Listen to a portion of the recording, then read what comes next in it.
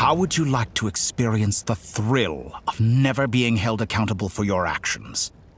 You could crush people like ants without consequence, or tear off their heads or limbs as you please. Believe me, such a life is but one small step away. What point is he trying to make? Freedom? But the freedom to kill? To do evil and get away with it? Why would you offer me that? The creation of a world is the ultimate scientific experiment. I have taken my research to the highest level, where I shall be not just a god, but also a servant to many sacred spirits. I shall heed the truth and perform holy deeds. A god's laboratory is the perfect playground. But it needs the right occupant to explore its full potential. Mortals are found everywhere one looks. Not so with Descenders. I'd prefer my first guest to be a distinguished individual such as yourself. And I know you could make the most of the opportunities it offers. So the condition for entering the New World is to take innocent lives. The same dilemma that Rerir once faced. Could I really bring myself to kill others for my own benefit? Rerir did. And look where it got him. Have you made up your mind? I can't do it. Your playground is no place for me. You're putting your hopes in the wrong person. But we both know I'm not quite the hero you say I am either. I have my own for the journey I'm on. And they aren't all selfless. You've grown a lot since we last met. But there are still things you are unwilling to compromise on. This will only hinder you. Why don't I lower my requirements a little as a gesture of goodwill? I'll give you a little time to learn to be a less noble soul. That'll make things much easier for you. I really doubt I could live that sort of life. And yet you already sound less defiant than a moment ago. The benefits appeal to you because you can read the signs of the times. Why don't we return to my research facility? Your last visit was so rushed. There is much that I have yet to show you.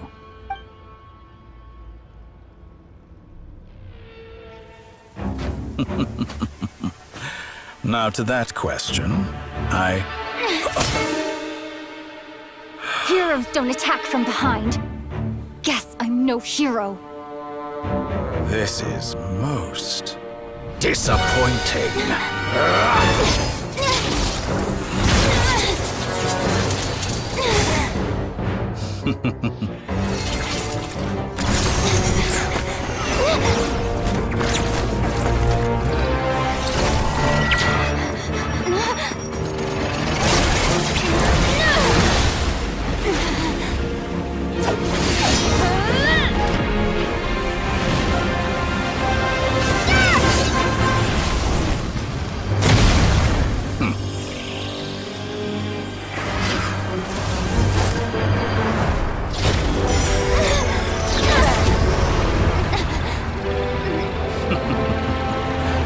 Now then.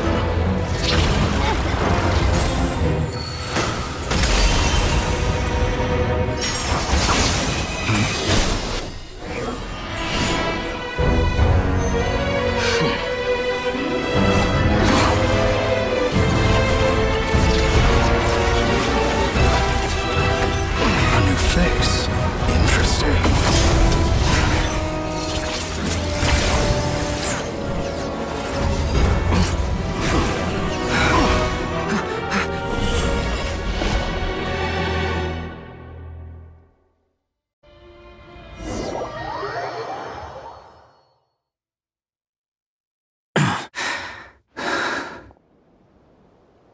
You're still gonna call me Hack Guy after that, huh?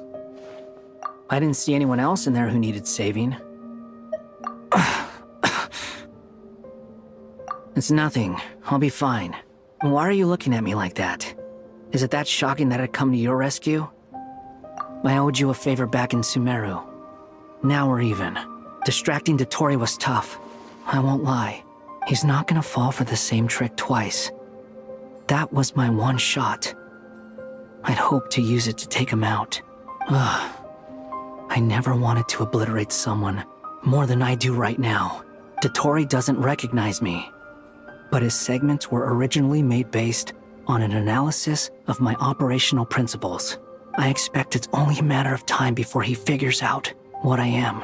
So Dotori doesn't recognize Wanderer because he deleted himself from Irminsul. Did he really miss his only chance for revenge by saving me? Why the long face? Hey, I'm not blaming you, okay? And I'm not complaining either.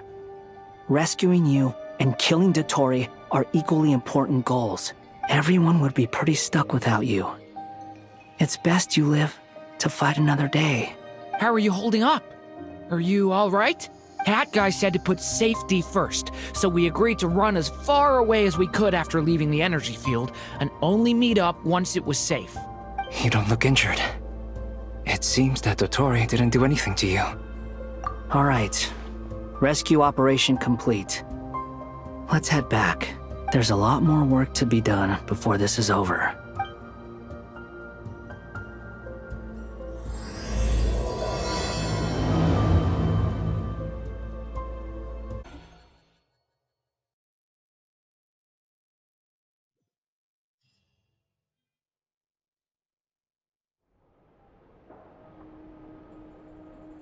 Understood. I will bear the Tsaritsa's degree in mind. I don't see what's so awesome about it, though. Does he really think everyone else is as immature as him? I'm not stooping to Tartaglia's level. I thought you might say that. How's your progress? Quite promising, actually.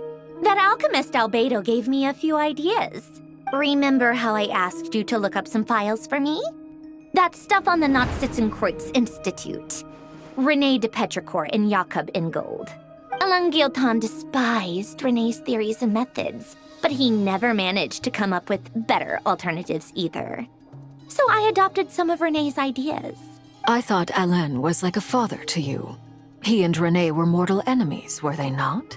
And what would you say if Linny and his friends one day learned something useful from someone you utterly detested? I would applaud them for it. That would mean that they have surpassed me. For all we know, Alain Guillotin might have thought the same thing. Not that it matters, though. He's dead, and I'm alive. So it's my call to make. Once you die, it doesn't matter how great you were in life. Only the living get to decide what happens next. Hey, come on out. They're back. Huh?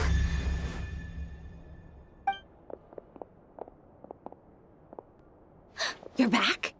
And your head's still screwed on? And you still have all your limbs? What does it look like? Way to keep your composure, madam. Excuse you. I am perfectly composed. Glad you're okay. Yes, it's a huge relief. Worry? Oh, yeah, right. You think we, the Fatui, were worried about you? We were worried sick. Hey! The Traveler and I were already friends. You are free to join this mission in whatever capacity you please. Much like your tea parties. It's a laugh a minute with you guys. I must say, I was quite surprised when Mr. Albedo told me he would need no additional aid. We discussed this on our way back as well. I am rarely so unequivocal, but in this case, we had full confidence in Hat Guy. He said he knew what he was doing. Albedo and I pretty much had to just wait outside on standby. Meanwhile, Hat Guy broke into the energy field and rescued the Traveler solo. You didn't have to mention that. Well, I'm thoroughly impressed. You are a force to be reckoned with, Hat Guy. Is she back? Is she really back? Traveler! It's really you! Oh, thank goodness! Paimon missed you so much! You can finally breathe easy, Paimon. It's great to have you back in one piece! Oh, Paimon's been having nightmares the whole time you were gone! Look at them. You know, once you reach my age, there's nothing better than watching a misty-eyed reunion between friends. It's nothing. Same goes when you get to my age, too. I bet Ino and Anefa would be tearing up as well if they were here. Varka, I'm not sure Anefa can cry. Oh, yeah, good point. Hey, your eyes are looking a little red and puffy. Come here, let's hug it out. What? Ew, no! No, thank you. You're not my dad, okay? Knock it off! Everyone, I'm sorry for all the trouble I caused you. But silver lining is, I didn't come away from this ordeal empty-handed. While I was being held captive, I learned a lot about Dottoro's current capabilities and what he plans to do with them. Allow me to explain.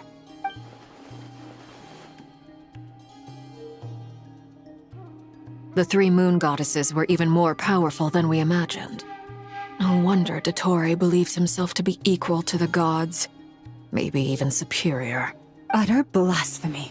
While everyone was gone, Nefer and I made an interesting discovery. And I believe Miss Sandrone has something to share too. Ma'am, perhaps you could do the honors? Called it. Getting rid of a pesky troublemaker like her is like trying to clean up after a crumbly cake. It always comes back to haunt you. Our next step is to find a way to bring her back. A place where time flows backwards, with no destination in sight. Surely it must have been created for a specific purpose.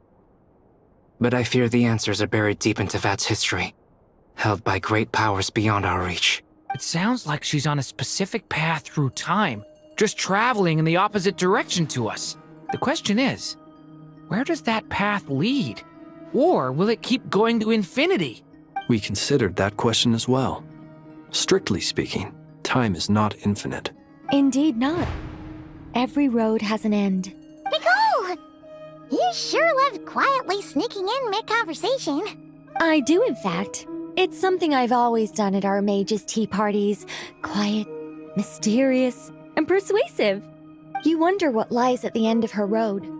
Well, just as the world has a beginning and an end, so too does time. And so, the end of the road is the moment that Tevat was born.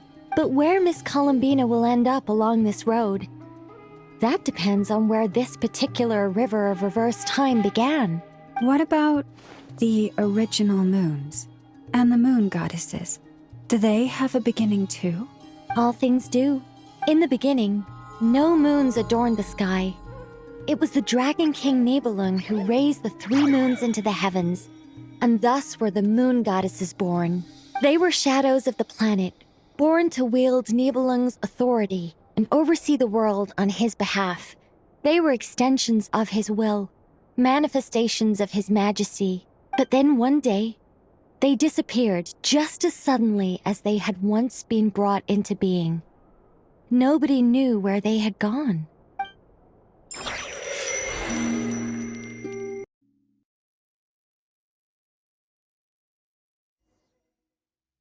Like I thought, no more paths back to reality have emerged since. But how can I be sure that I'm going the right way without scenes from reality to keep me on track? I can't even be sure of how long I've been walking for. The further I travel, the less stable this space becomes. There are even moments where I can sense something that feels like abyssal energy. They can just materialize out of thin air. I have to keep my wits about me.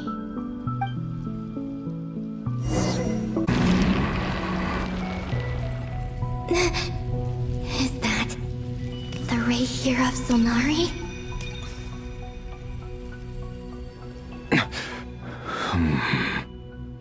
You are the moon goddess. But how? Please, there's no need.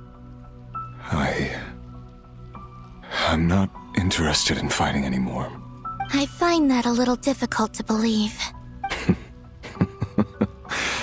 Yeah. Honestly, so do I. The way you used my own power against me was... It was a brilliant strategy. And then, in the final moment before I was thrown into this space, I got to see an old friend. Mr. Dainsleif. Right. It was so long ago now. But we were friends once. And when I first got here, I was filled with hatred, remorse, and rage. How I cursed and devoured. I tore everything here apart. I was consumed by the desire to leave this place and have my vengeance. But to no avail. This is a place with no exit. This is the second time I've entered this space. Though I have no memory of the first. I was torn to shreds the moment I entered. But this time I survived. It must be partly because of this new body. And partly because of all the Kuvaki I absorbed in Nodcry. Are you the source of the abyssal power in here? Not all of it. Some is from when I first arrived here and tried to destroy everything. But there was already a degree of abyssal power here before I entered. And like a venomous snake baking in the merciless sun, it tried to slither into my shadow. Tried to? So, you rejected it? Yes. Because after that, the world suddenly became silent for a moment. What do you mean? The voices in my head, they were gone. And then I saw her. Her? Thalindis. My former lover. Never mentioned that she saw a memory of Thalindis leaping into the moon's reflection. More precisely, I saw her afterimage. I'm sure the real her is long gone. She was just an ordinary Conrian. She couldn't have survived here for very long. Anyway, why have you come here? Didn't you know it was a dead end? If I hadn't escaped through the moon gate, my friends would have been in far greater danger. Oh, I see. Because of your power. The power of a moon goddess. What? You'd like to know how I know, wouldn't you? The one who resurrected me said so. I could hear a deep lust for power in his voice. Do you mean... Dottore? Dottore. So that's what he's called. He'd been collecting fragments of my body for a long time. All so that he could resurrect me at the moment of his choosing. I had no interest in his research. But being as corroded by the abyss as I was, we were aligned as far as hunting the moons and recovering my strength were concerned. So that's why the Wild Hunt suddenly became so active in Nodcry. When I left the Fatui in my weakened state, Dottore must have felt that his time had come. Moon Goddess, could I ask a favor of you? What? I know this is a lot to ask, especially from someone who tried to kill you. If you refuse, I won't fight it. But this is the only thing I desire now. Nothing else matters. What do you want? I'd like you to take a message to Thalindis for me. Thalindis? But... Yes, she's dead. But like I said, I saw her afterimage. I can sense that some part of her soul remains here. Far, far ahead. Why don't you go and speak to her yourself? I can't. I don't know why, but I can't move freely in this space as you can. All I can see is a glimpse of her, walking away. Just like the moment when I last saw her in life. In return, I will clear these abyssal obstacles for you. No, not in return. I'll clear them for you. Whether you want to help me or not. It feels like something I ought to do. Why? Yeah. Why, indeed. I've been asking myself that question a lot recently. Why did I do the things I did? I'm tired of it all. Tired of the person I became. people used me. And then I turned around and started using others. I hurt a lot of people. I think I grew tired of it long ago. But I wouldn't admit it to myself. And ultimately, that's how I ended up here. What do you wish to tell her? All of it. My past. My mistakes. Everything that happened after we were separated. Is it okay if I give her the abridged version? Yeah, I'm sure there's plenty you can skip over. Just tell her the important parts. Whatever you think that means. Like the part where you relentlessly tried to kill us? It's up to you. Love demands honesty. But my relationship with Thelindis was built on lies. We hid too much from each other. But after living my whole life in the shadows, I don't want to hide anything anymore. I will do my best. There.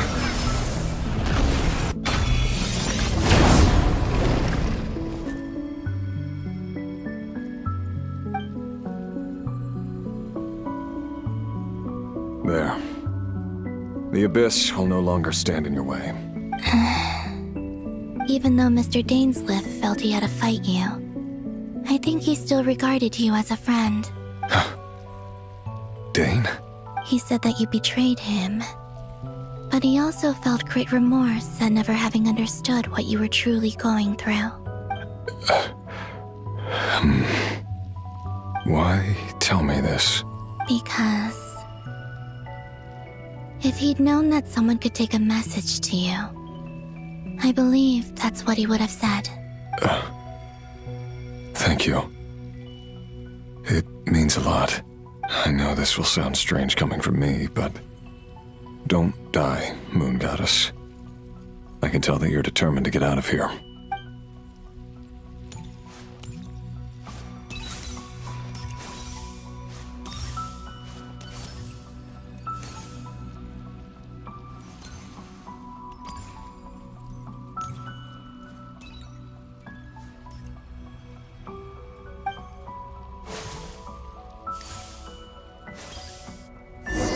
He kept his word.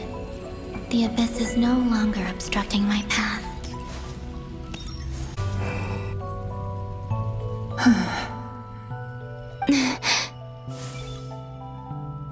Is that the Lindis? She wasn't far off at all. And yet, they can never meet. Hello, Miss Thelindis. Who are you? How do you know my name? I've never seen anyone else here before. You can call me Columbina. I promised Rerir that I'd bring a message to you. Rerir? My Rerir? Is he well?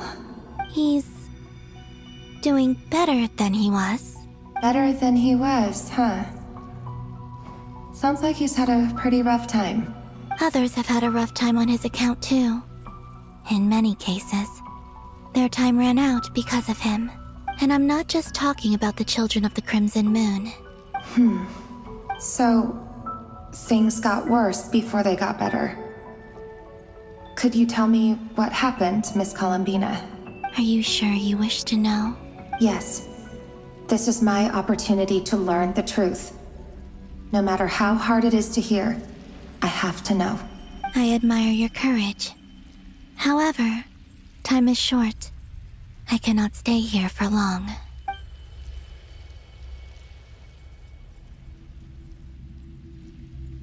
Rerir had seeds of hatred in his heart, and many people nursed them for their own ends. On some level, everything he did was to try and find a way to see you again. But in the end, he came to regret his mistakes. He wanted to apologize for hiding his past from you. Beyond that, he did not say specifically what it was he wished to convey to you, but I'm sure that you've always been on his mind. You are what has kept him going over all these years.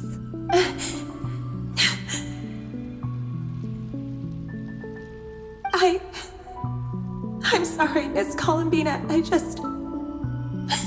This is so upsetting. I'm not sure how to put my feelings into words. It's all right. I understand. Well, that's everything from me. So, I guess I'll be... Wait. One moment. Time flows backwards here. The road ahead only leads further and further into the past. I know. I intend to reach the end of that road. Without a moon marrow, without the 3 moons' power, you won't make it far. Wait, unless... Are you one of the moon goddesses?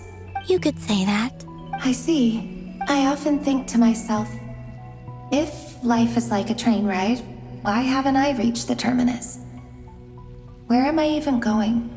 And it's not just me. It's this whole place. Wherever it is, it seems like it's existed forever. It's such a mystery. Where is it going? I must seem so ridiculous. I can't answer these basic questions, and yet I jumped right in here without hesitating, only to be torn apart the moment I entered by powerful energy currents. Only my soul remains now. Thinking back, I was suddenly overcome with fear and terror in that moment. Perhaps I too became bewitched by the abyss. I may have been the leverage it needed to control Rayrir. I used to be a researcher at the Universitas Magistrorum in Conria, researching the iridescent moon's marrow. Eventually, I came to the conclusion that time in here flows in reverse. Rayrir was one of the Finster King's retainers. With me, he was in an impossible position. It plagued him constantly. I wanted to help him escape his lot in life. I wanted him to be happy. So I thought I'd use this place to return to the past. At the time, I thought I could just go back to the day that the Finster King first found the prince. It was only after meeting the prince that the Finster King started going too far with his research into the abyss. That was the day all of our woes began. I thought I could stop the king from ever meeting him and solve everything.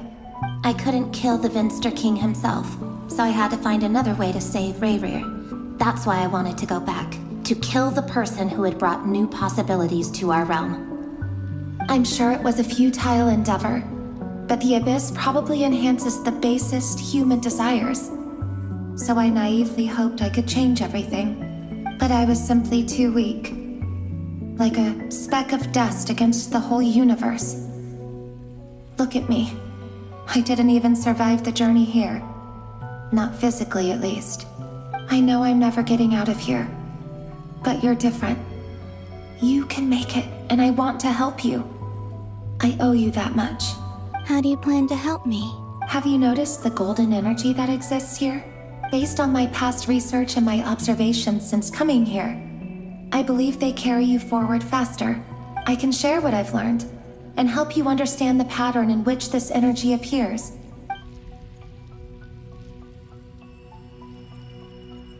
I think you just might...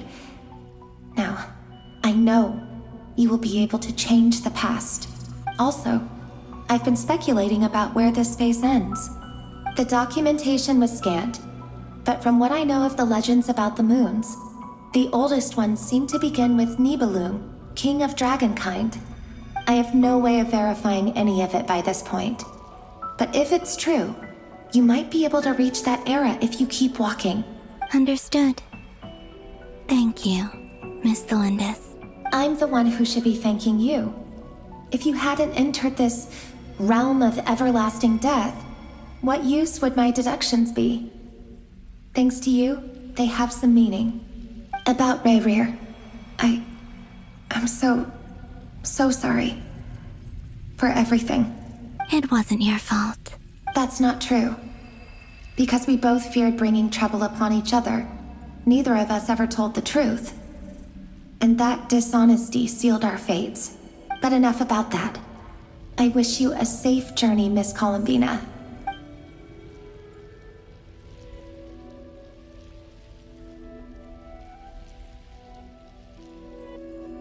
And may the outside world never have to experience pain like this again. Rerir, you're there, aren't you? I cannot see you, because you exist in the future. I expect we'll be trapped in this prison of space-time for all eternity. But please, gaze upon the past, and then sit for a while. Let's find a place to sit down together, like we did when we first met.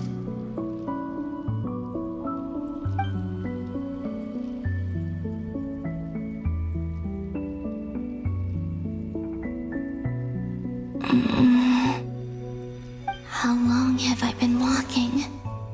How much further till I reach the end? Is there even an end to be found?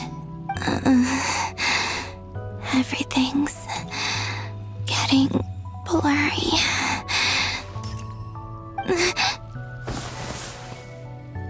Huh?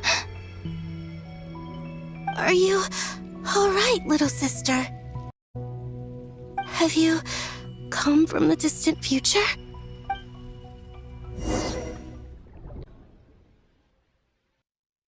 So, how exactly did the moons just disappear? Shouldn't it be a little harder to get rid of major creations like moons? The world is a vast and ancient place. On a certain scale, all life lasts for but a fleeting moment. Miss Nicole explained that the moon goddesses likely perished in the War of Funerary Flame. The moons themselves were also destroyed at that time, save for the Frost Moon, from which a new moon goddess was later born. Am I missing something then? 'Cause the stories say that the moon goddesses were born on the moon, but doesn't Columbina say she was born in Nodcry? Huh. You're right! Why do their birthplaces differ? What's the difference between the two generations of moon goddesses? Also, remember what Sandrone said? Her scans detected 4 moons. In other words, 4 moon marrows. Technically, the result of the scan means that 4 moon marrows were detected and positively identified as moons in that moment. In other words, this piece of information alone isn't enough for us to know how Miss Columbina is doing right now. Yep. We have no way of staying up to date on whether she's dead or alive. She's on her own for now. But at least she's trying her best to get back to us. Yeah.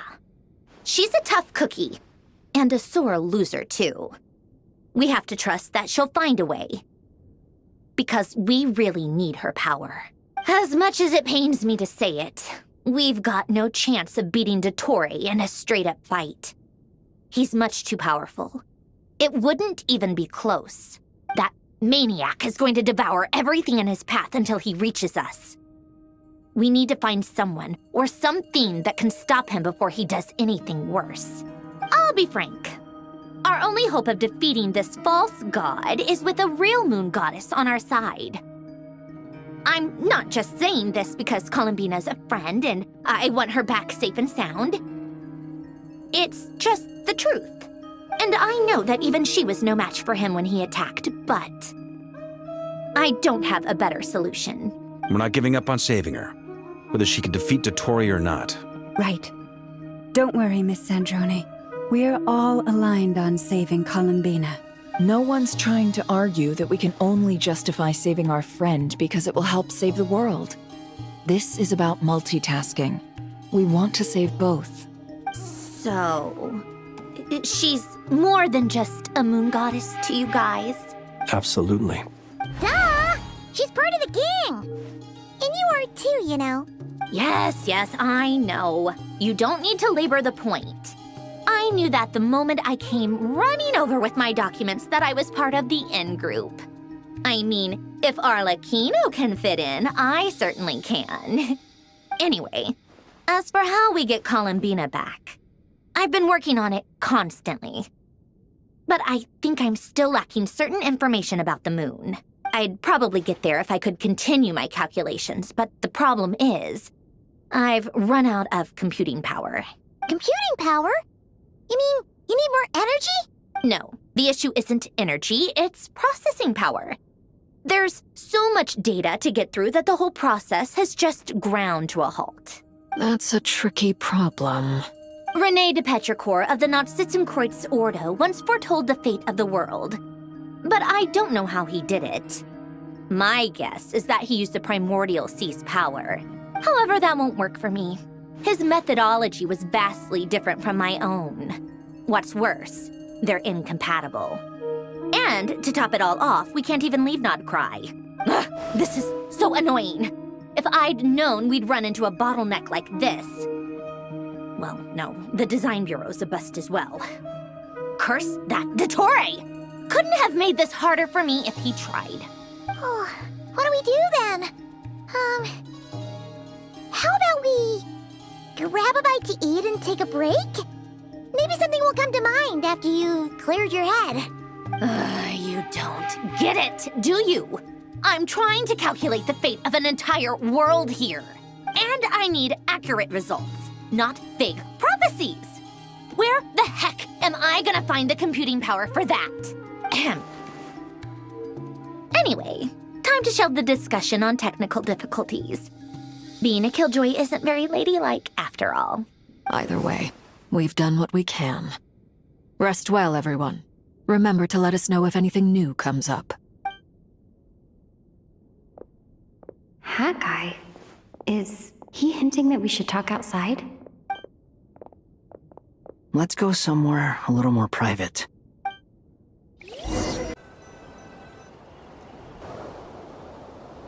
You know that Dory went back to Sumeru, right? Yeah. She mentioned she was planning to head back. Things aren't looking good for Nodcry. She's gone to spread the word so that Sumeru has a chance to prepare for the worst. From what I know of Dottore, there are two possible reasons why he hasn't made a move yet. One is that he's still working through some kinks in his new powers. The other is, he wants to see how we're going to react. He'll easily devour everything eventually, so I guess he's in no rush to make it happen. The first false god he made was me. Now it's his turn. Even though my records were erased from Irminsul, Dottore's ideas haven't changed one bit. He once told me that becoming a god was like turning yourself into a hungry wolf or giant serpent to devour the moon. Clearly, he began studying the moon goddess's powers long before he even tried making a god. He's always wanted to get his greedy hands on divine authority one way or another. And in the end, he devoured the moon where I failed. In the desert of Sumeru, there is a chessboard built by King Deshret, also known as Al-Ahmar. I don't know if it was a real game, or if he was just trying to challenge his servants and citizens in some way, but creating games and setting rules. Gods do that as a matter of course. That's the kind of power Dottore craves. Now he has the Trilunar Authority. His power is leagues beyond the common people. I don't think there's any point in other nations rushing to the front line. They're better off focusing on defense and hoping they can fend off any threats that spill out from Nodcry. Either way, Dory will inform Lesser Lord Kusanali, and she will contact the other gods in turn. The Seven will have some recourse available. If nothing else, their protection should keep the rest of the world from descending into chaos as quickly as Nodcry has. So on the bright side, even if Nodcry is doomed, your friends in other nations won't be in any immediate peril. That's good to know. But I'm not ready to give up on Nodcry yet. There's a word for people who refuse to let anything go. It's called being greedy. Maybe it sounds greedy to you, and probably naive too. But whatever you call it, that's what gives me the determination to keep fighting. Battles are fleeting, but the will to fight is a long-term commitment. Give up for even a moment, and your resolve will shatter. Why do you always feel the need to do the right thing? No one is born to be a savior. I mean, who's gonna criticize you if you fail, or give up? Don't take this the wrong way, but Dottore said something similar to me. I guess the Fatui attracts people who don't believe in saviors. Not necessarily. It's less about belief for me. I just want to know how determined you really are. After all, I don't owe anything to anyone else here. Only you. You look kinda worried. If your arch-nemesis was about to achieve their ultimate goal, I think you might feel a little worried too. That's true. Dotori is about to become an omniscient, omnipotent deity. That's gotta be a bitter pill to swallow. Still, you're calmer than I expected. Obviously, I have to admit that my past self was a reckless fool who misunderstood not only the point of revenge, but how to achieve it. And as much as I want my vengeance, I know I'm not gonna get it by acting alone. If the world's taught me anything, it's to think before I act. Too bad it never taught me any other virtues, though. So, I am going to destroy Dotori, no matter what it takes. So, what's your plan? I'll get to that. First, tell me, what do you think of Sandrone? Just like Paimon said, she's a friend, part of the gang. How much do you trust her? This is a serious question. Think carefully before you answer. Although she's with the Fatui, she has her own values, and she's helped us a lot.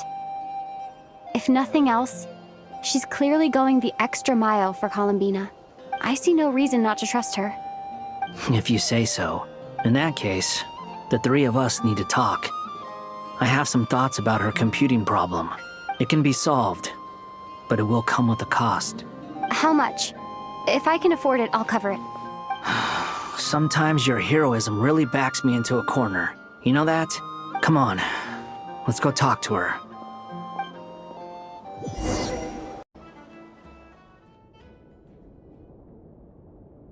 Miss Androne, Traveler. Hey there. Paimon's here too! She was just helping them sort through their things. How did your chat go? That was fast. The call only just ended. Well, you said it was urgent, so we got here as quickly as we could. Albedo, I have some alchemy questions for you. I see. Looks like my knowledge proved useful after all.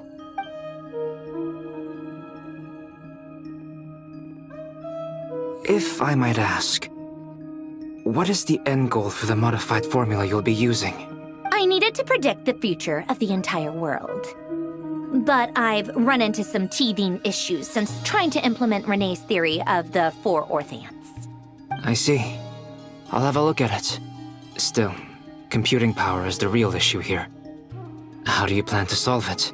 About that, it's been sorted. Oh, with the Traveler's help? Actually, you're not wrong. She found the person with the solution.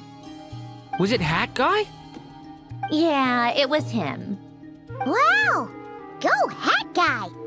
Seems like all that time studying at the academia is paying off big time. But where is he? Wasn't he the one who asked Albedo and I to come here? Come with me.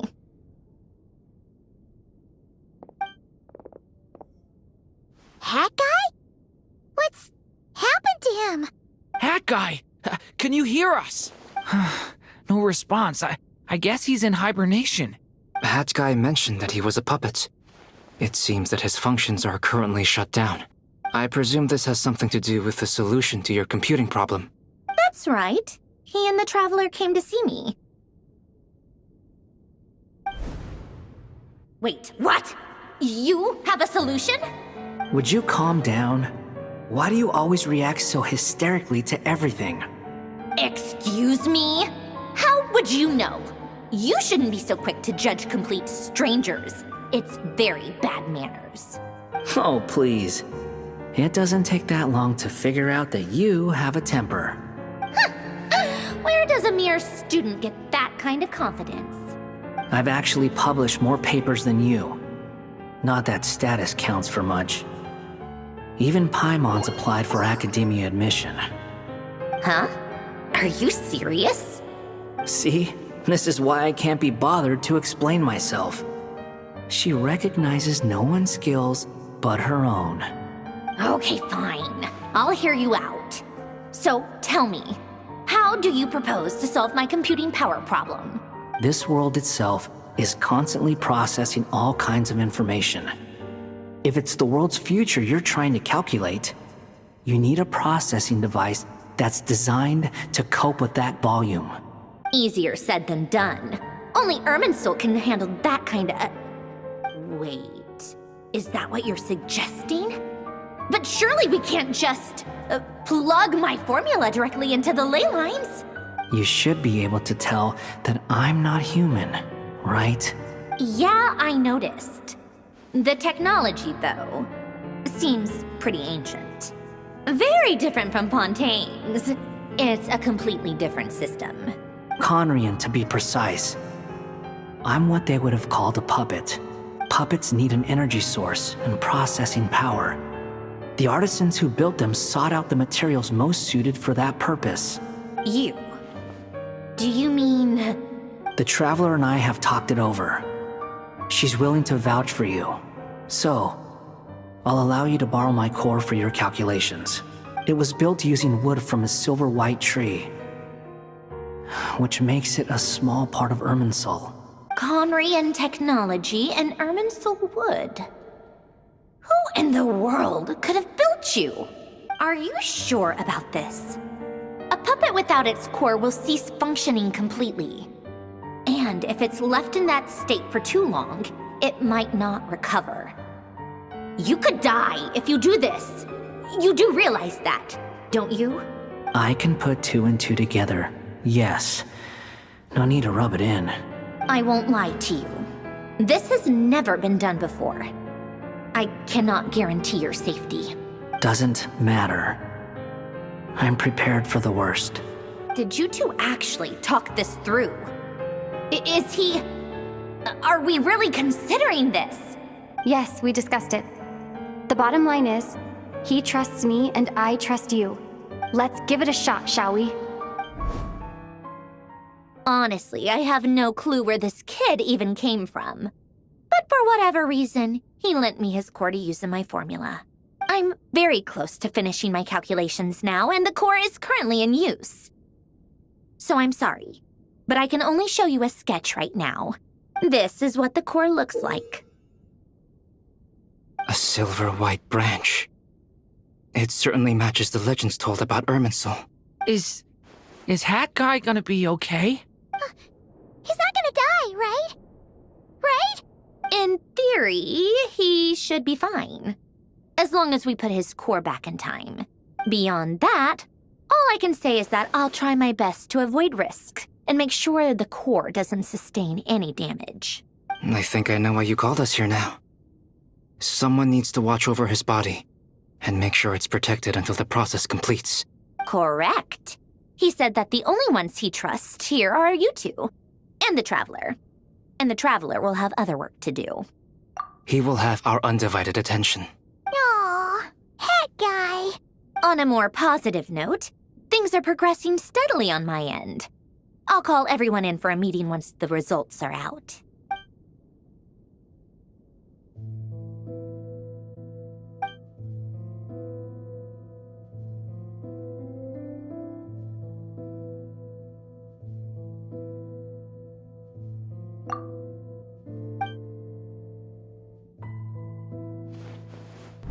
The worst case scenario with the core removal is either a system reset or a total loss of function.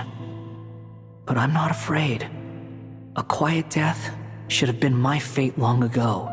A core is completely different from a heart. It's like another vital organ entirely. I never believed it could be a true replacement for what I sought. But in the end, it turns out the core was more useful to me. Pretty funny when you think about it. It's like the punchline of my entire life. Do you think there's any difference between a puppet and a human? If not, then this would just be another samsara. I have already experienced both a past life and a next life.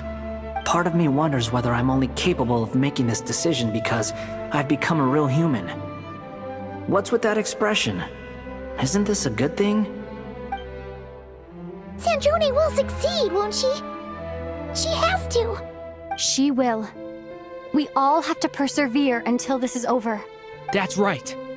And I'll protect you all until a moment of victory arrives.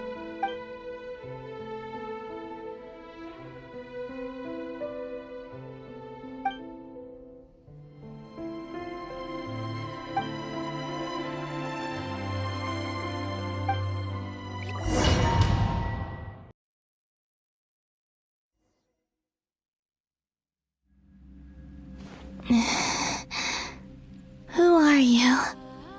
Call me Sonnet. You have the same power as Canon. Sonnet. So, you're the goddess of the iridescent moon? Oh, goodness! You recognize me? Well then, what's your name? Columbina.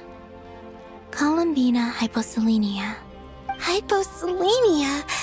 What a lovely name. Did you choose it yourself?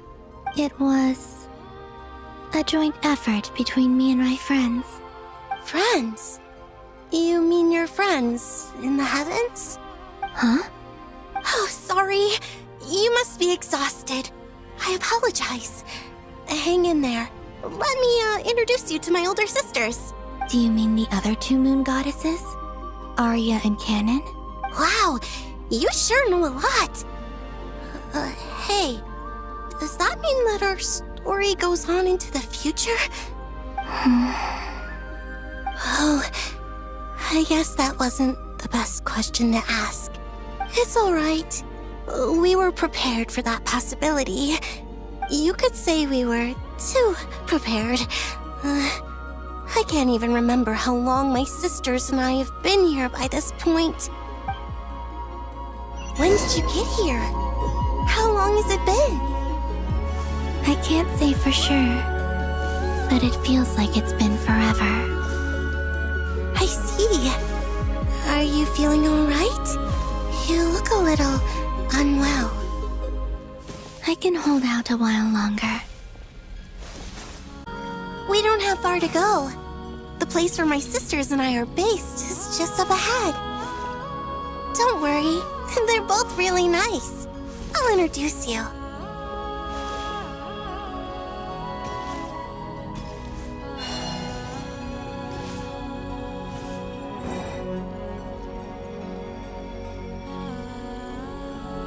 Sisters! I'm back! And look who I've brought with me.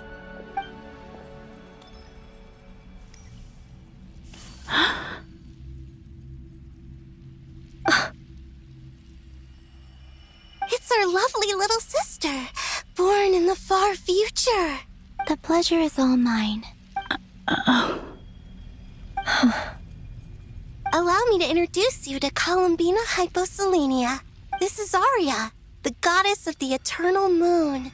And this is Canon, goddess of the frost moon. Canon, don't you think Hyposelenia's power is similar to yours? Hello, Columbina. I apologize for our startled reaction just now. And please, forgive our little sister if she's been annoying you. She tends to talk a lot. It's fine.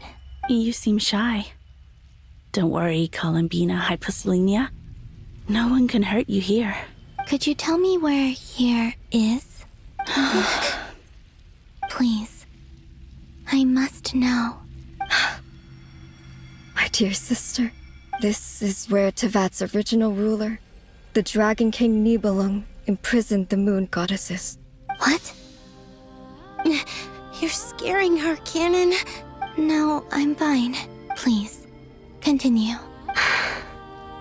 Nibelung, our original master, created us in the distant past to maintain Tevat. But he left this world and traveled into the dark universe beyond, to explore worlds vaster still. Day and night, we fulfilled our duty in the heavens, until the day that the first Descender arrived. The great ruler of the firmament. The heavenly principles. Is that what later generations call them? I see. But we did not reject them at first. Nor did they seem to harbor ill intent towards this world. We coexisted in peace. They were like a guest in our home. Slowly, however, we came to realize that our guest had a growing desire to change and dominate the world. And you didn't stop it? No. There was an order to the rules they set up that Nibelung never taught us. We wanted to know if this order would bode good or ill for Tivat. All right. Canon and I wanted to know. Sonnet was against it from the outset. Later, we discovered that this great ruler of the firmament bore an almost paranoid hostility toward the desire of certain life forms to seek power. Or perhaps they feared them. They would even cast down celestial nails as manifestations of their power, to punish the civilizations of the world below.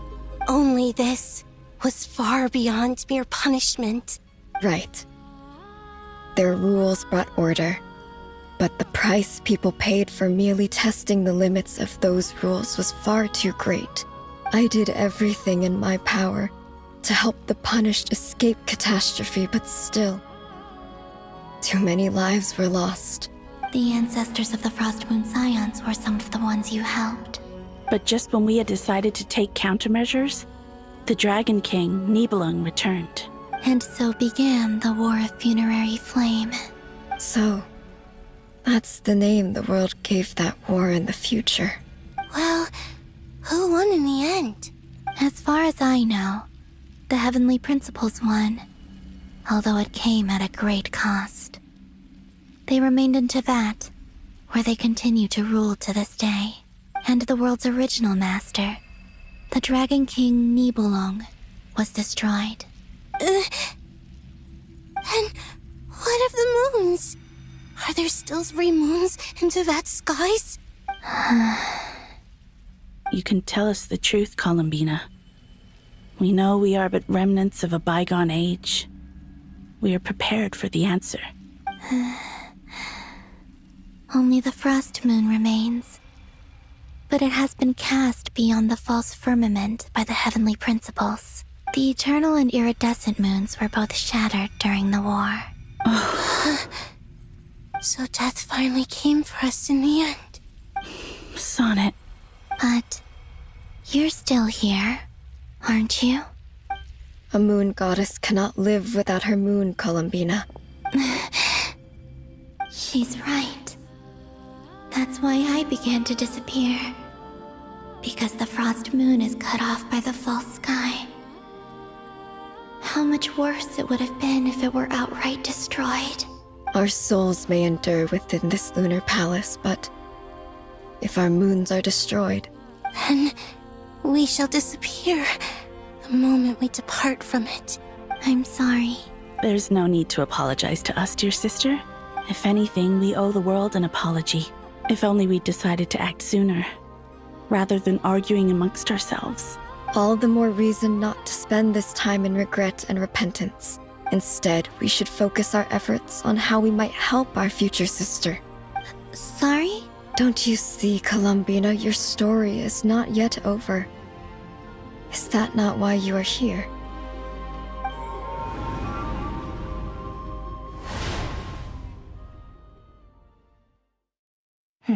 It's done. Initiate numerological array. Continue running primary process. Calculate the world's fate through extrapolation. And identify nodes of potential change. Secondary process, scan for moons. Still 4. The number of moon marrows hasn't changed. Wait, let me think. Is it possible that there's something I've been misunderstanding about the moons all along? Variables. Variables in the world. I know where potential variables within the world come from. So what about the moons? Are there any variables there? Like their life or death, for instance. What if being alive or dead makes no difference to a moon?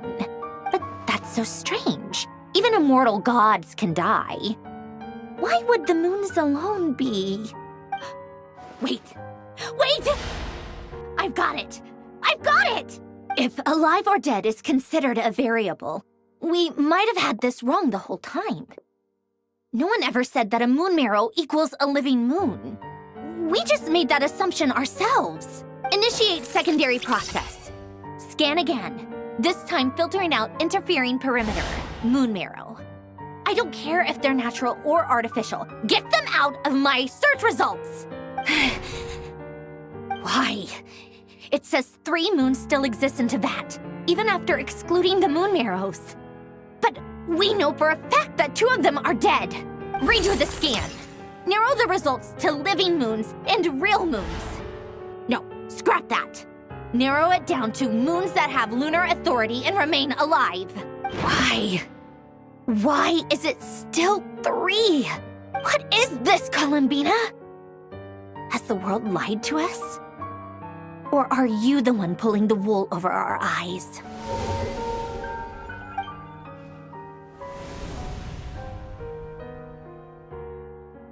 So, you think that the moon's reflection might be where Nibelung imprisoned the 3 moon sisters? Yes, it would explain a lot, such as why that space would respond to a moon goddess's power, opening the moon gate at her command. It would also explain why Miss Columbina has been unable to leave, and why time flows in reverse there. In the messages she sent, Columbina promised us she'd find a way to return. But we have no way of knowing how, when, or where this might happen. The fact that she still has yet to reappear in this world indicates that returning from that place is no easy feat. We cannot afford to simply wait for her. So you're saying, if she could return by her own power alone, she would have done so long ago? Yes. She certainly wouldn't leave it to this late stage when it's so touch and go. I've been giving this some thought, and I've come to believe that Luanatar might be an anchor that she left behind, as a sort of future waypoint. This could also explain why Luanatar is always by the traveler's side.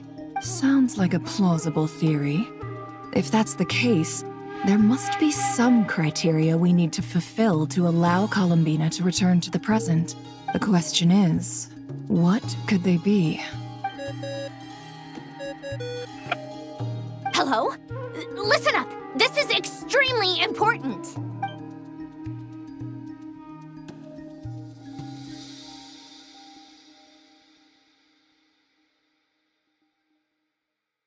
Not only is Columbina alive, but she may well exist in a form unimaginable to us. I'm still unclear on the details, but she's done something truly inconceivable in the past. And the clue to what she's done lies in the moon and Teyvat sky. Truly amazing. Oh, I'm so delighted for her. I'm sure we all feel the same. And I'm sure Columbina is ready to get back here and fight by our side. I'll keep my calculations going and try to find some way of coordinating with her. But that's not an excuse for everyone else to slack off, okay? All of you had better keep trying to think of solutions. How can the dead moons still live? And Luanatar...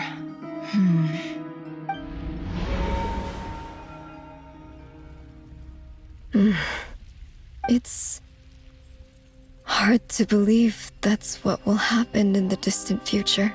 Our authority is linked to the most fundamental rules of Teyvat. I suppose it's no wonder that many would covet that power. I didn't realize that when you said friends, you meant people who live down in Teyvat. That's so lovely. I always wanted to go down there and have some fun. Have you ever tried leaving this prison? Of course. Between us, we've tried everything. But no matter where we go, this space will eventually bring us back here. It's like the center of a whirlpool. Everything ultimately converges here, at the moment when Nibelung imprisoned us. In that case, have you tried using any of those pathways that connect this space to the real world? Sorry? What are those? They're passages through which you can make small-scale changes to reality by using Kuvaki. Or am I the only one who can use those passages? Because part of my soul remains in reality. Kuvaki. What is that? You don't know? It's A unique kind of elemental energy found only in Nodcry, the land from which the moons arose. Oh. Well, it's true that the moons first rose up from the partage that you say is called Nodcry. But there is no difference in the elemental energy between there and anywhere else. What? Could you show us some of this Kuvaki hyposelenia? Maybe if we see it, it'll make more sense. Okay.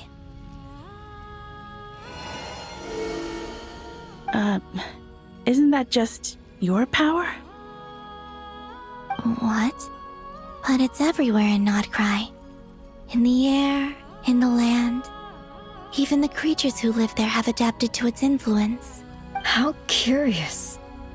This Kuvaki certainly did not exist anywhere in the world before we were imprisoned. Let alone influence living creatures. So, how exactly does it affect them anyway? Can they float in the air like us? This is so strange. Why would their reality differ so much from mine? Columbina, you're looking for more than just a way out of here, aren't you? Yes. If I am to help my friends, I will need trilunar authority on par with that of our foe. You mean... you'll need our power? This sounds extremely risky. The Three Moons' powers are not mutually compatible.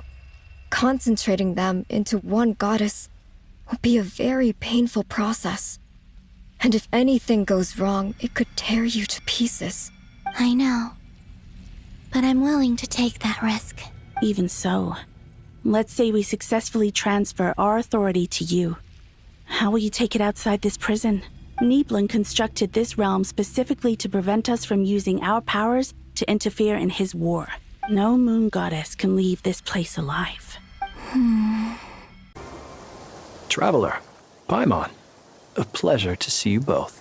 Friends! How's everything coming along? Fairly well, if I do say so myself. Personally, I am ready to confront Dottore head-on. Ooh, you sound much more serious than usual. To be honest, I am not usually fond of exercising my full strength. For one thing, it's hardly conducive to maintaining a low profile. Besides, I believe one should have the right to choose when to show their hand. I am conserving my strength until the moment of battle is upon us. Anything to boost our chances of victory. Seeing you get into the zone like this really puts Paimon at ease. Huh, Traveler? I consider it an honor to have your trust. Rest well. I look forward to seeing you both in your element during the battle. Thankfully, Miss Nicole has come to our aid. Nasha Town is now looking very well defended. Golden Flame. Yes, that's Nicole's power, all right. Based on the latest message from Grandmaster Varka. It sounds like they've reached an agreement. The situation should be more stable with her assistance. Everyone will have at least some degree of protection. Albedo! Durin! Hello there, you two. Are you well rested? That's good to hear. As per the plan, Albedo and I will be in charge of Nasha Town. As Dottore's energy field expands, it's creeping ever closer in that direction. But we will do our best to hold our position. We fought side by side many times before, and always with great success. I believe this time will be no different. So don't worry about us. Focus on fighting Dottore. Yes, Miss Moonchanter? What are you staring at? You always address me in the strangest ways. Lady Moonchanter 1 minute, Miss Moonchanter the next. Yes, and? Are either of those incorrect? Not as such. It's just that I simply call you Nefer nowadays. Uh-huh. That's my name. What's your point? The point is I don't add any honorifics or titles. Meaning what? That maybe we're on friendlier terms now than we used to be. Is that how you see it? And I thought I was the one with eye damage. Never! Wilma! Paimon, Traveler. Just swinging by to check in on you. How are things going? Did you manage to get some rest? Don't worry about me. I won't slow us down. And I give my all to ensure our victory. Ah, yes. Allow me to give you two a quick checkup. All done. You're both in good shape. You're welcome. You'll have your work cut out for you in this battle against Dottore, so make sure to get some rest in first. Paimon will keep an eye on her. Don't you worry. I'm glad to hear it. Take good care of yourself, too, Paimon. Sure thing.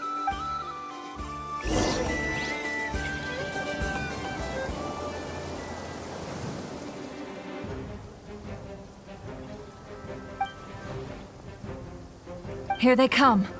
That's quite a horde. As we expected. Get ready, everyone. Take your positions and prepare to engage. Let's begin. I'm at the ready.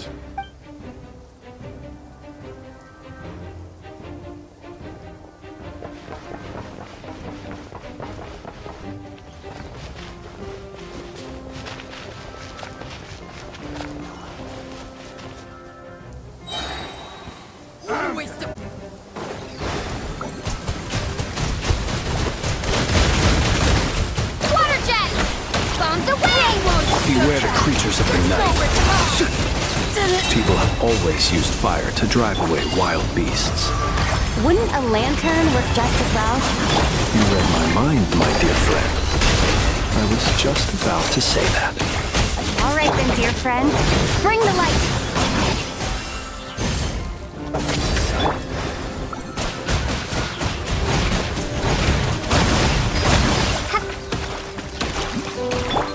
Poor lost lamb.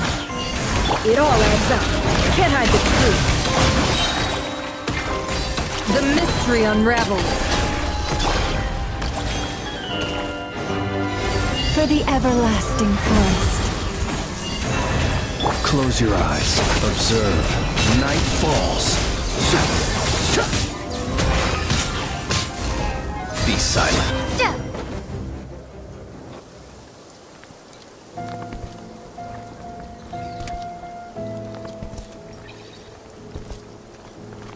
You're looking well.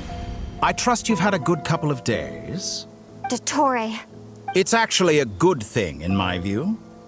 If the subjects of my experiment were to die prematurely, it would throw quite a wrench in the works. And so, I must thank you all for your resilience. We are no longer on the same level, but you are nonetheless worthy of my respect. A creator god should be merciful and gracious after all. And in any case, it is only right that before I end your lives, the world is informed of the arrival of their new god.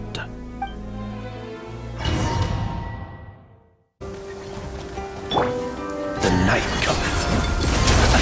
Close your eyes. Water jet! Wipe out! Another one.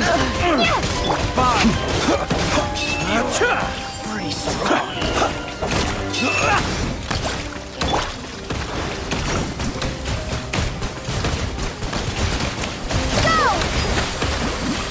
Observe.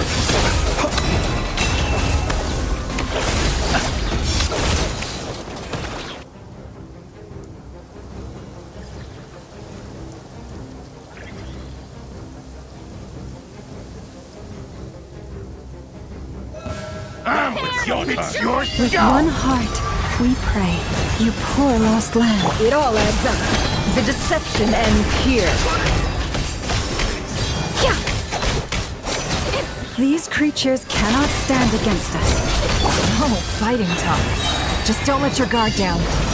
That goes without saying. I'm hardly the risk taker in this game. Excuse me? You poor lost lamb. It all adds up. By the Frostmoon of old.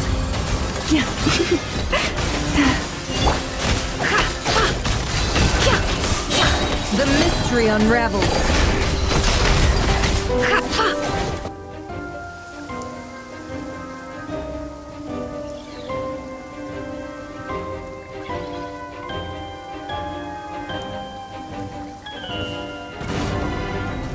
Witness my great undertaking.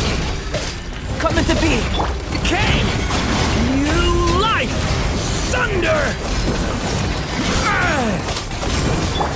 this? That was easier than I thought. Naturally. What do you mean? Is it because as created beings go,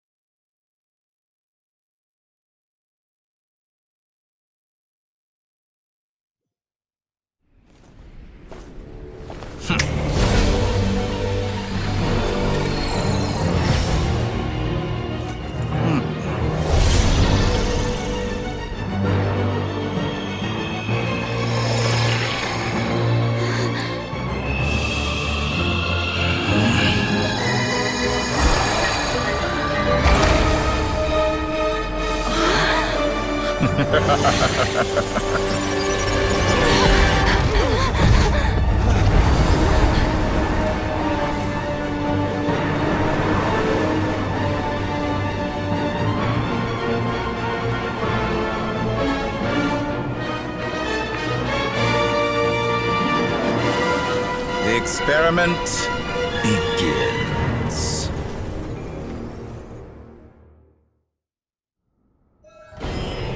With this in my hand, behold the false moon's fall!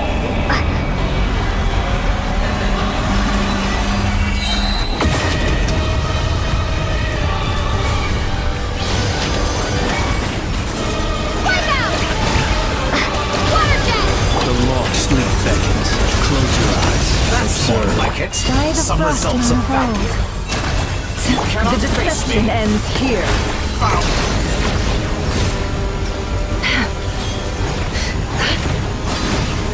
Entropy.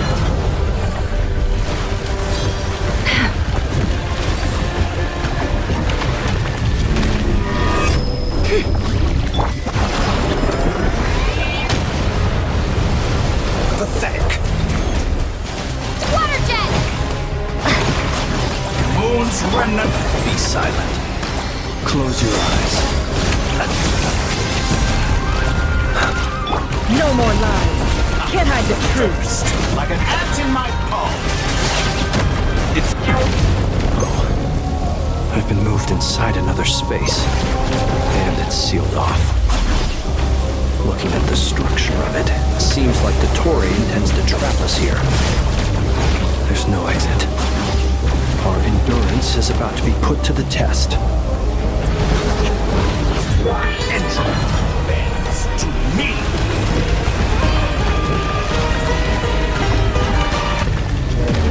Perhaps you could try being a bit more proactive. How dull. Good. Keep it up. Moon's remnant.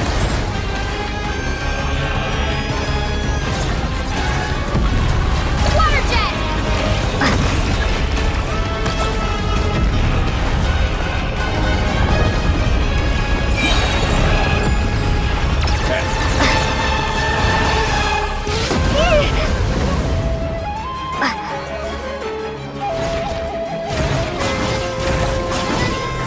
With the marrow of the three moons in my hand, behold the false moon's fall!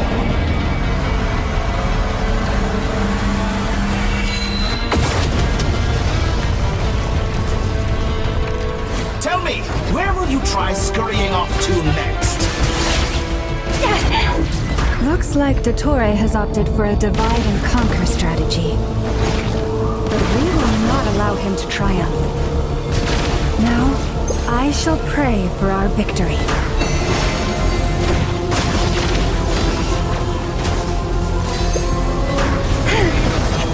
Perhaps you can try being a bit more proactive. No more lies. It all adds up.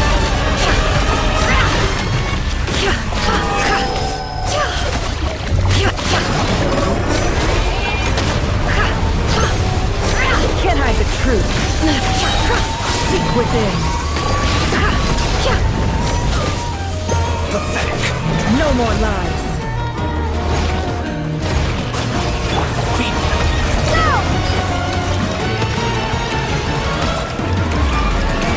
Found.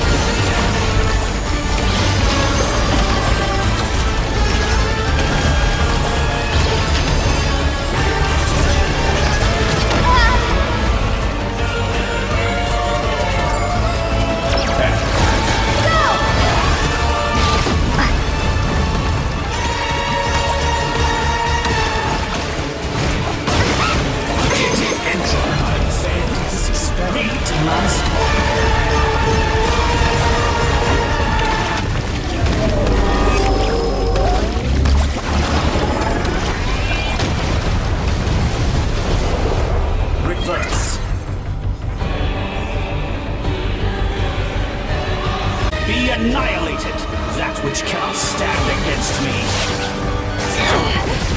What's this supposed to be? A knockoff version of the space Columbina got trapped in? There really is no way out. We'll see about that, Dottore. My apologies. I had not intended to take your team. It's just a simple attack. But you have a choice. Obey, and I can release them. An excellent deal, if you ask me. How efficient. Entropy bends to me.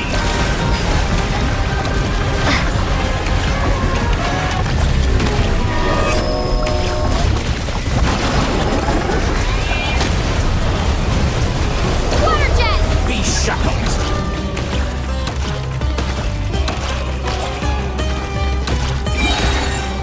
Bombs away!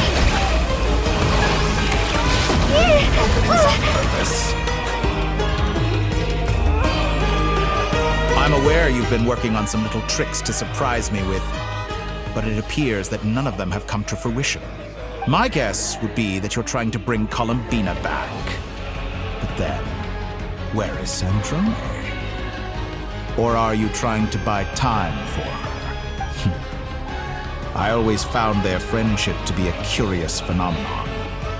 Two highly incongruent personalities, and yet they share a deep connection. Speaking of Columbina, I once saw her as like a younger sister.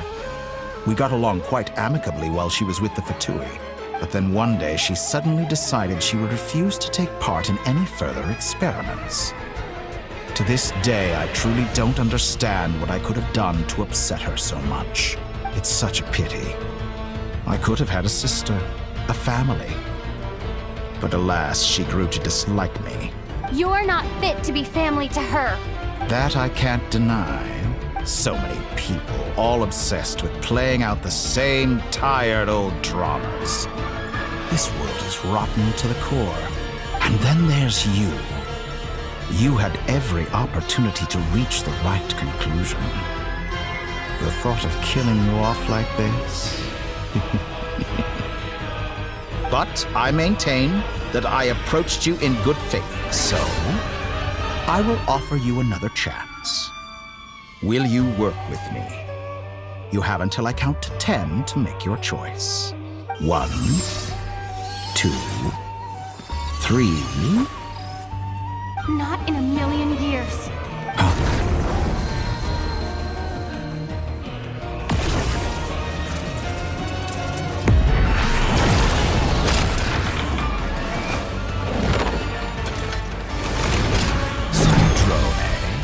What a pleasant surprise.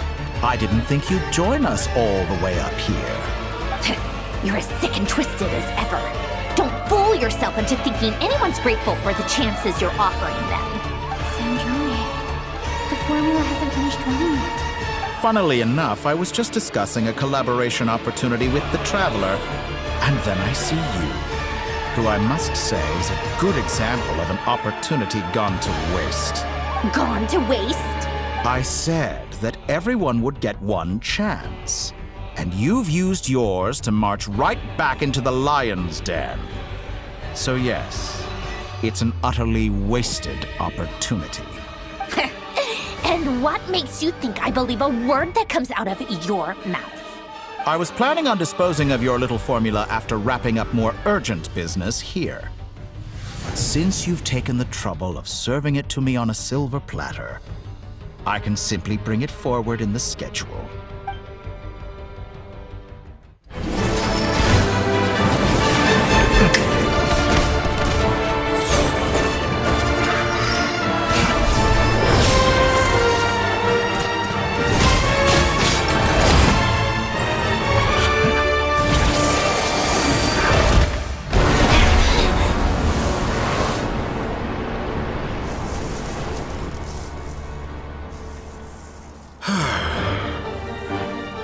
Is this your life's work? This piece of trash?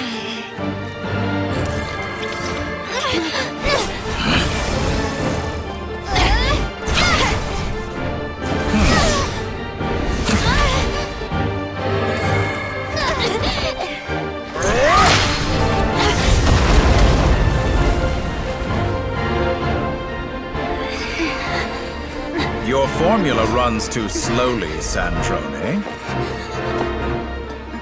You put your hope for success on others instead of fighting dirty. That is why you have failed. Now, whom should I slay first? Any volunteers? No one? How nice of you to leave the decision to me.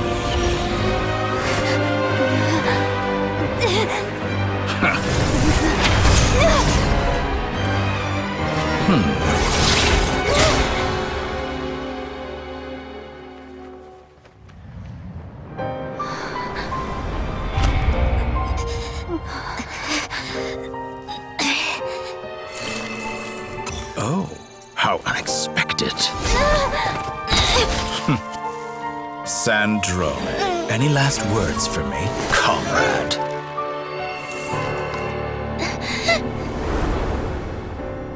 Is there anything you wish for?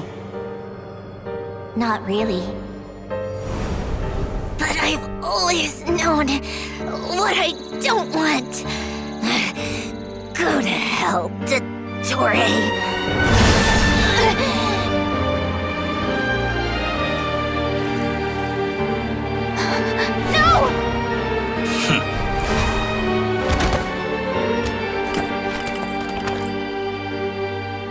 And now, you have failed.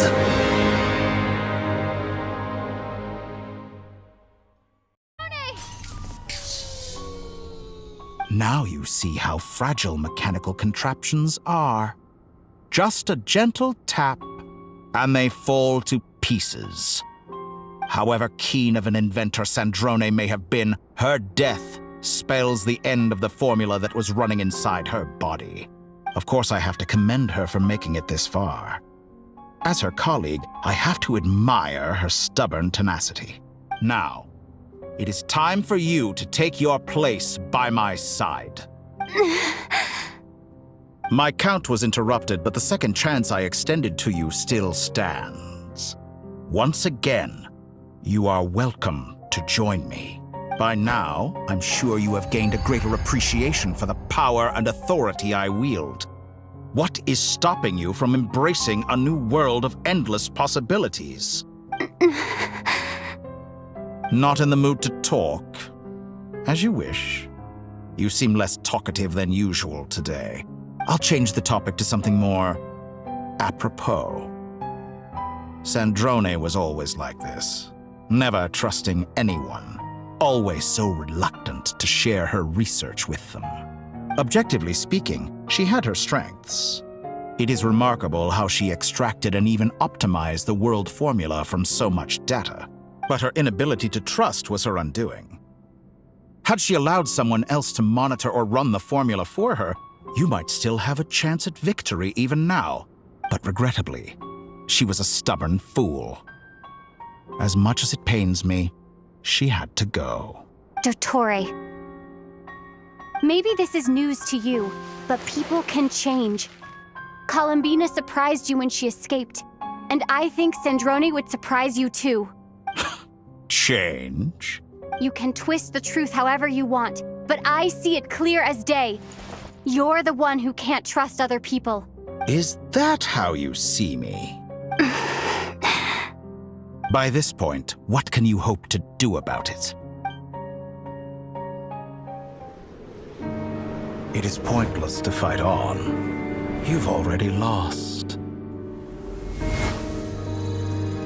Wrong. You can't win this, Dottore.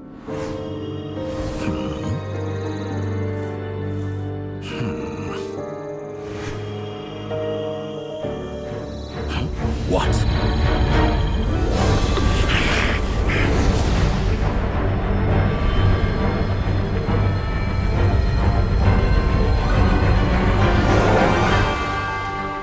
My formula can get us 90% of the way. It will connect you to Columbina. Then, I will bring the formula's output to the Traveler's side. For the last 10%, do whatever it takes. Just bring the moon down.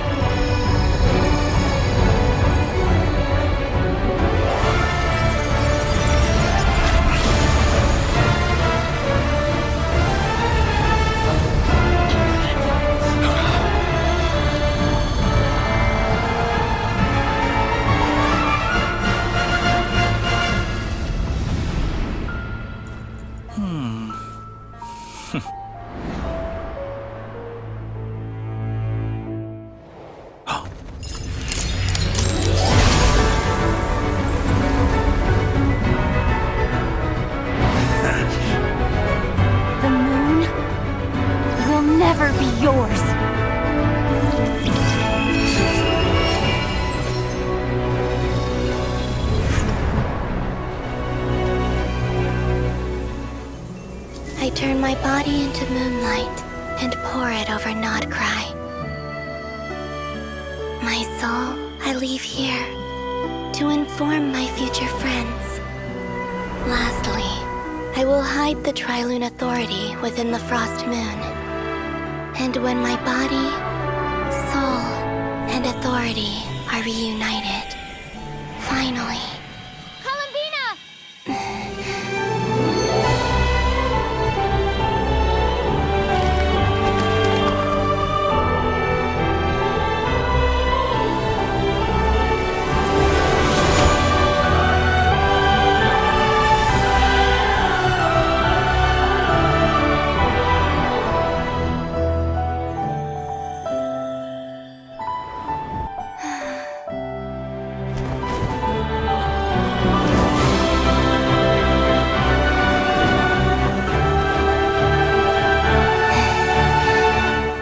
It's been too long.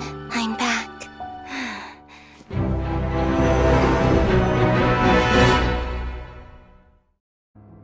Stay focused on the battle, Traveler. What a touching reunion. Though I personally find myself repulsed by the sight of weaklings huddled together for war. Now, quite finished patting yourselves on the back, show me how long you can struggle before you drown. Watch out, Columbina! He can manipulate space itself! I know. Wait for the right moment. We'll strike together. Surge.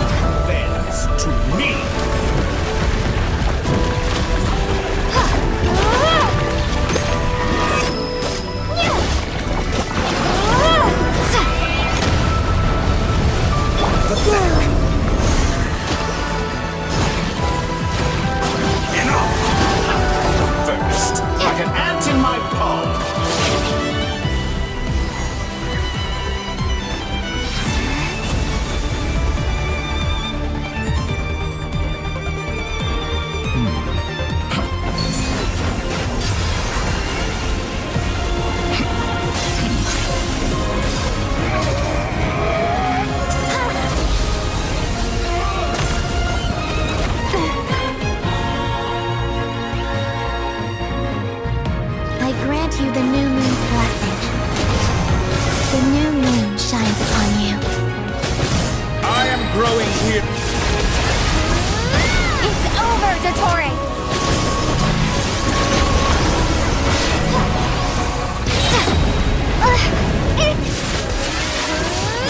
Time to pay for your heinous crime! No longer must the world cower in the cold night. Future is not yours to command! Let the moonlight dispel the darkness. I'm so close to a new world! Everlasting as the moon. Such a wallow in this rotten, decaying world! Such a wallow in this rotten, decaying world!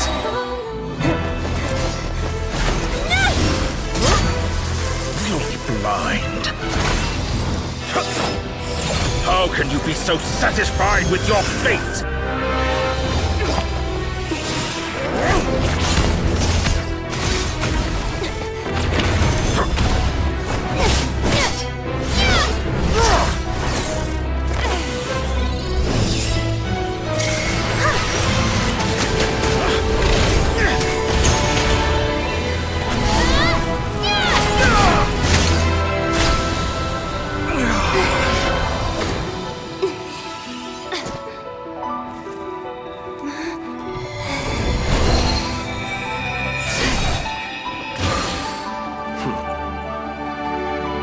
Was never about fate. It's about friends, family, and the home you stole from them. So dull. Only the weak rely on each other for comfort. You shall see. Once I transcend fate, you will be nothing but fodder for my grand experiment! That will never happen.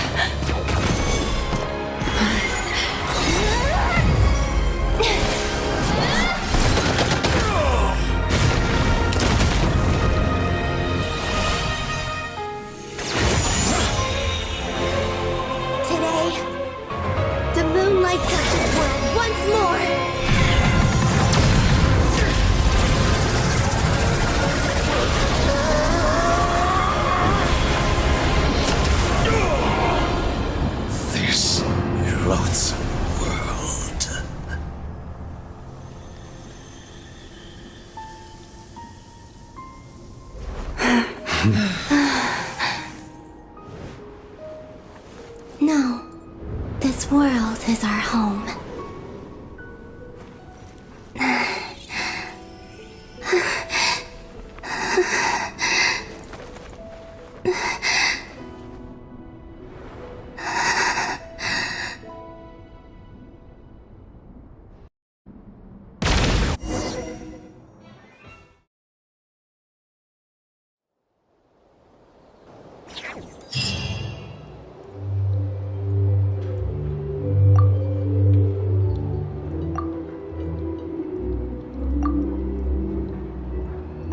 No, you're doing it wrong. The moon looks like this now. What are you trying, children? The new moon, Mom. It looks different than before, doesn't it? Also... Can I go buy a sugar sculpture today? Please? Just one? All right. I suppose today is a special day after all. Almost like a festival. Extra, extra! Get the latest Nasha Express here! Post-disaster report! Nasha Town reborn beneath a new moon! The voyage begins today! The future looks bright thanks to the League. Want a copy? I knew things would be different. But I didn't think that would include the moon. They say a new moon goddess has been born. A new moon goddess? Who's saying that? The Frost Moon Scions? I guess so. I'm not too clued up on the details. As far as I'm concerned, the moon's still in the sky and it's business as usual. Hey, since we've come all this way, shall we grab ourselves a free meal while we're here? Are you a convert now? Or are you just here for the free lunch? Oh, come on, what does it matter? After everything we've all just been through? That smells good. All right, that's it. I'm hungry. Time to eat. Come on! We gotta get there early, or there won't be any good spots left! Shh, keep it down. This is a residential area. What if people are still sleeping?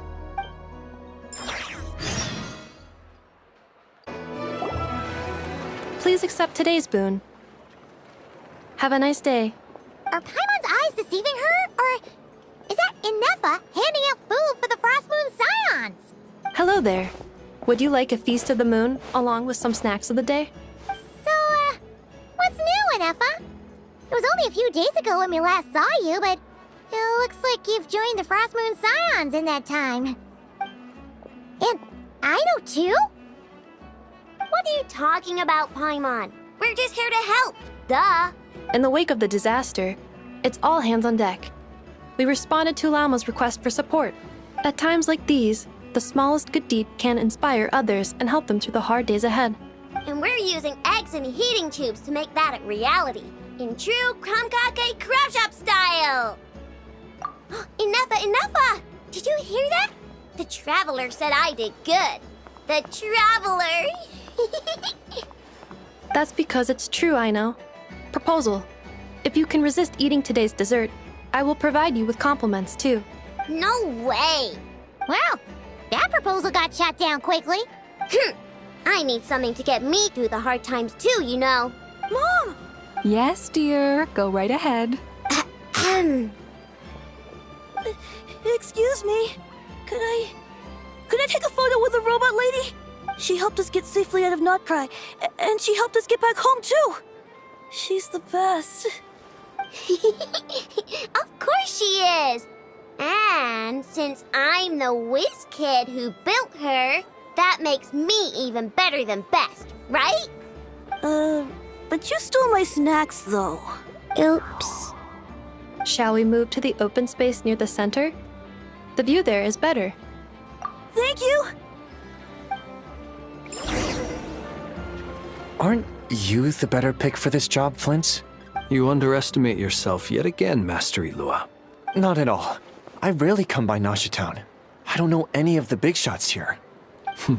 All in good time. Socializing is a step-by-step journey. But you're much further ahead on that road, aren't you? You're not seeing the full picture. You know the truth now. My friends do not understand my habits. There is no question about it. The Lightkeepers need a representative in the League. Someone who is upright, cares about other people, and can realize their self-worth through group action. You say it like you wouldn't make the cut. I am most flattered that you think I would. Sigh a little less, Master Ilua, and have more faith in yourself. All the Lightkeepers agree that you're a very promising young man. That is precisely why Starshin and Nikita felt safe delegating such important work to you. I'm sure we all also agree that we would sooner die of dehydration than manage to wrangle anything out of you in a discussion. My apologies. I am not in the habit of bringing water with me when I go out. Whatever. I'll take the job. By the way, who else is part of this?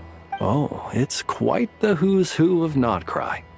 There's the Moon Chanter of the Frostmoon Scions, the boss of the Curatorium of Secrets, a representative of the Voynich Guild, and even someone from the adorable Chromkake craft shop. I'm sure you will find speaking with them to be a genuine pleasure. If you say so. I've never done this work before, so I'm honestly a little scared of making mistakes. But I'll do it. Not only is it our duty as Lightkeepers, but because I want to make Notcry a more welcoming place. An admirable attitude to take. The beacons are lit, Ilua. We're but one step away from breaking through the blizzard. We have the chance to band together and build our shared homeland into an Elysium. This is unprecedented for Notcry. An opportunity not to be missed. Yeah. You're right. I'll do my best. Quite a few familiar faces have arrived. Let's go, shall we?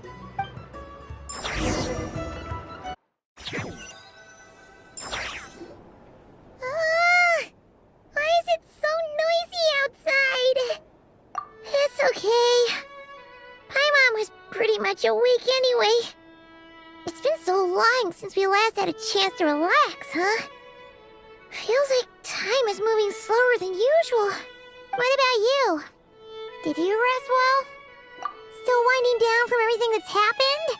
Or are you wondering how our friends are doing? Or is it about what Dotori said to you? Okay, if you say so. But don't push yourself, alright? Let Paimon know if you need to talk. What we just went through was a lot. It's totally normal if you need some time to get back in your groove. Luanatar disappeared after Columbina came back. Apparently, she was part of Columbina's soul or something. Still, Paimon kind of misses Luanatar somehow. But anyway, you did great. So did Paimon. We all worked our butts off to contain this disaster, and in the end, we made it. So, chin up, Traveler. You should be proud of yourself. Hey, don't poke fun. You should be glad that Paimon's growing as a person.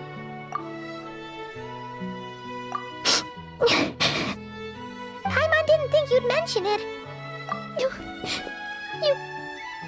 have no idea how anxious Paimon was. She was worried about you.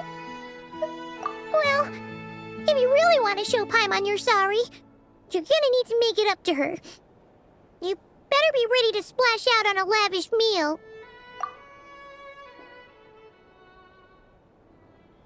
Phew.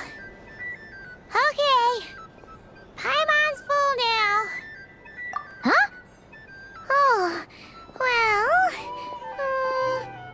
Hey there, Traveler and Paimon! Good morning! Morning, Yehuda! Here for some breakfast? Oh, I've already eaten. Just need some water. I was mostly worried you might forget what day it was today. So, I came over to remind you. Careful there, Paimon.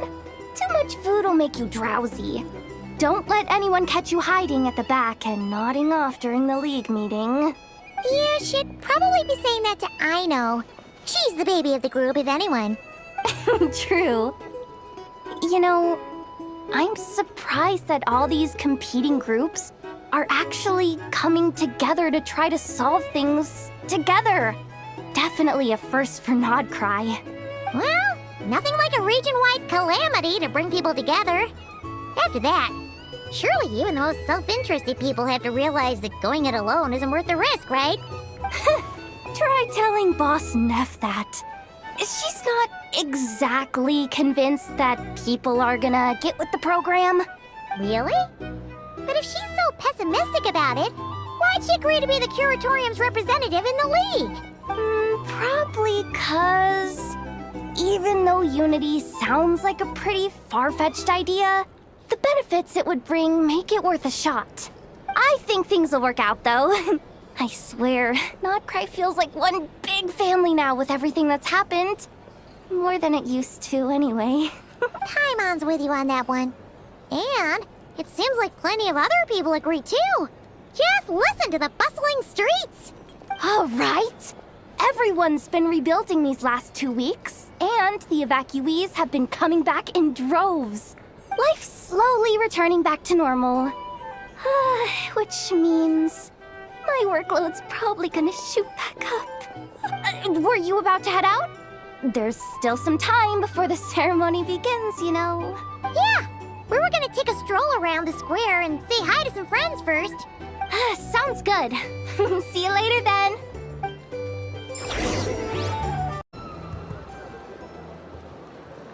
Wow! Everyone's here! You seem well rested. I know no one's asked, but I'm sure you all want to know, so let me just say, we're doing great. Thanks. Well, great, but not perfect. I'm starting to lose my mind from boredom. Can't drink a drop of alcohol while I'm waiting for my wounds to heal. I'm sure you had a sneaky swig or two. Wait, how'd you find out? I'm sure you must be missing Mondstadt after all these years away, Grandmaster. Yeah, you could say that again. Every time I get news from Mondstadt, it makes me want to go back and see the place for myself. Honestly, once things are wrapped up here, I think it'll be time to head back home.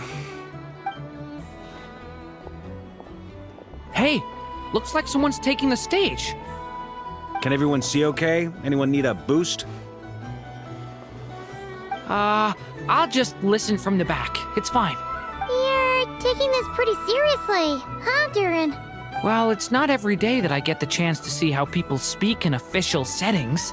Soak it up like a sponge. I'll make sure you get a chance to practice for yourself later down the line. Actually, I know just the thing. You can debrief the Knights of Favonius for me. Mr. Varka, are you forgetting that I'm not a Knight of Favonius? I can knight you.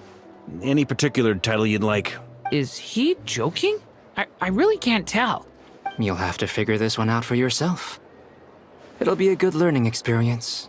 It is my honor to host the opening ceremony for the League, and to have this opportunity to speak to you all in my capacity as Voynich Guild representative.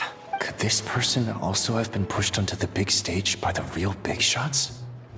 Guess I'm not the only one then. We come here today, having weathered the trials and hardships of yesterday, and having learned from them the importance of unity and cooperation. All right, here we go. Uh-oh, looks like Aino's off in Dreamland already.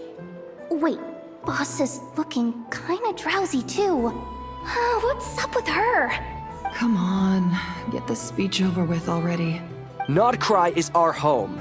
the land we rely on for survival. And as we chart a course for the future, may we persevere through the storms ahead as we sail towards a new era of prosperity, freedom, and hope.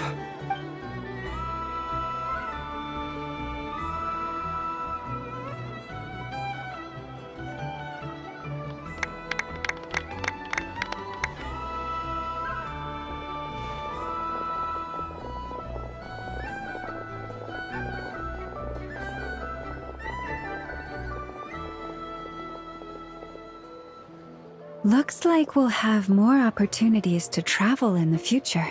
I'm sure you'll cope, Lady Moonchanter, given how fleet of foot you are. Unfortunately, I suspect I'll be too busy at the Curatorium to act as your host. We have a busy schedule, not to mention an international network of contacts to manage. It'll be all right. I'll just check your schedule with Yehoda well in advance. And if she's not available, I can simply ask Ashru. So giving my employees extra workload isn't enough for you? You're really going to drag my cat into this too? I thought you'd approve. Aren't you forever increasing your employees' workloads? That's a bold statement. Are all the Frost Moon Scions feeling more audacious now that your moon goddess has returned? Columbina's return has brought joy to all who care about her. That includes both you and me. As for the Frost Moon Scions, we are learning how to thrive independently, without relying on the moon goddess. It is up to us to make our home a more livable place. Joining the League is one of the steps we are trying towards that end. I like the word try. It's nice and non-committal. You can opt out at any time and still say you tried. You don't see a bright future for the Frost Moon Scions? Or did you mean the League? I'm just not as optimistic as you. The Frost Moon Scions should count themselves lucky that they have a leader as stubborn and enterprising as you. But Nod Cry's a big place, with all kinds of people. Most of them don't enjoy answering to a leader, or even listening to reason. Well, that's where you and your methods come in. Unless the Curatorium of Secrets is only here for appearances. For now, yes. And that won't change until this venture becomes worth my while. What would make it worth your while? Getting out more than I put in. Right now, I'd barely break even, but I'll grant that it's a good start for Nod Cry. Then maybe it's worth a try. All right, you can stop now. Or do I have to join the Frost Moon Scions before you'll get off my back? You'd be very welcome to join us. Hey, you two! Congrats on all your hard work! What are you chatting about? Nefer was trying to dissuade me from adding to her employees' workload. Also, she's considering joining the Frost Moon Scions. Sorry, what? Your conversations are always the most interesting. Would you two care to join me for some tea before heading to your next destination?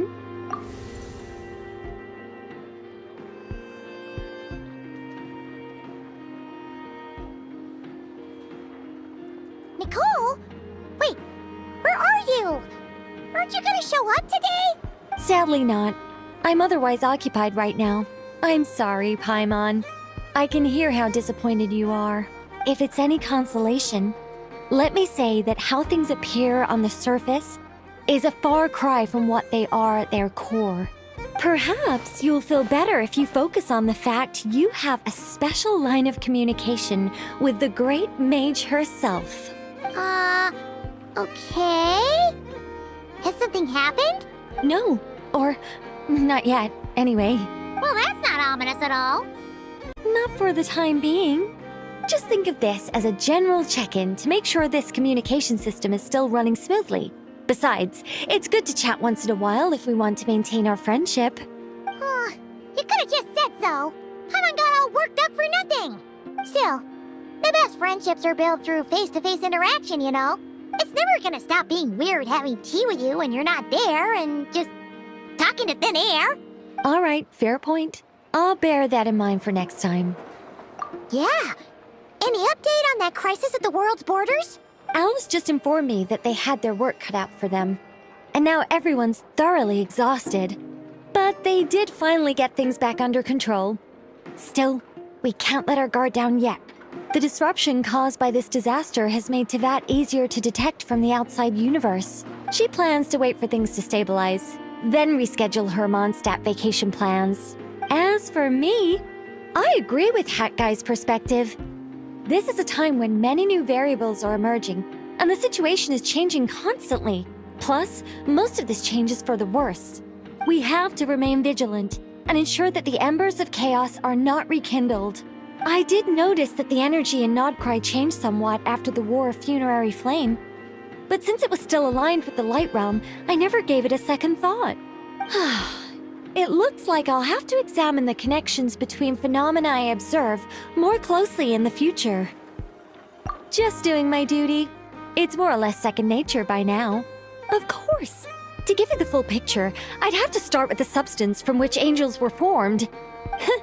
Never mind. Paimon's right. Showing off my knowledge would be much more satisfying in person. By the way, you did receive the gifts from the Hexen Circle, yes?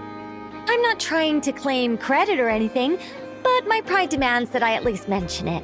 They're quite similar to the protective talisman that Alice gave Dory, but with some very special enhancements. Oh, so that's what kept our friends safe when Dotori trapped them. Indeed. We went to great lengths to make sure they were invisible to his eyes. I'm so happy they came in handy. Still, not fishing for gratitude, by the way. I just want you to be aware that sometimes your friends may be protecting you in ways you cannot perceive. Anyway, I'll contact you if anything else crops up. If not, you know what they say, no news is good news. Oh, my angelic instincts are tingling. They say you should head to the docks next. Your friends are about to board their ship home.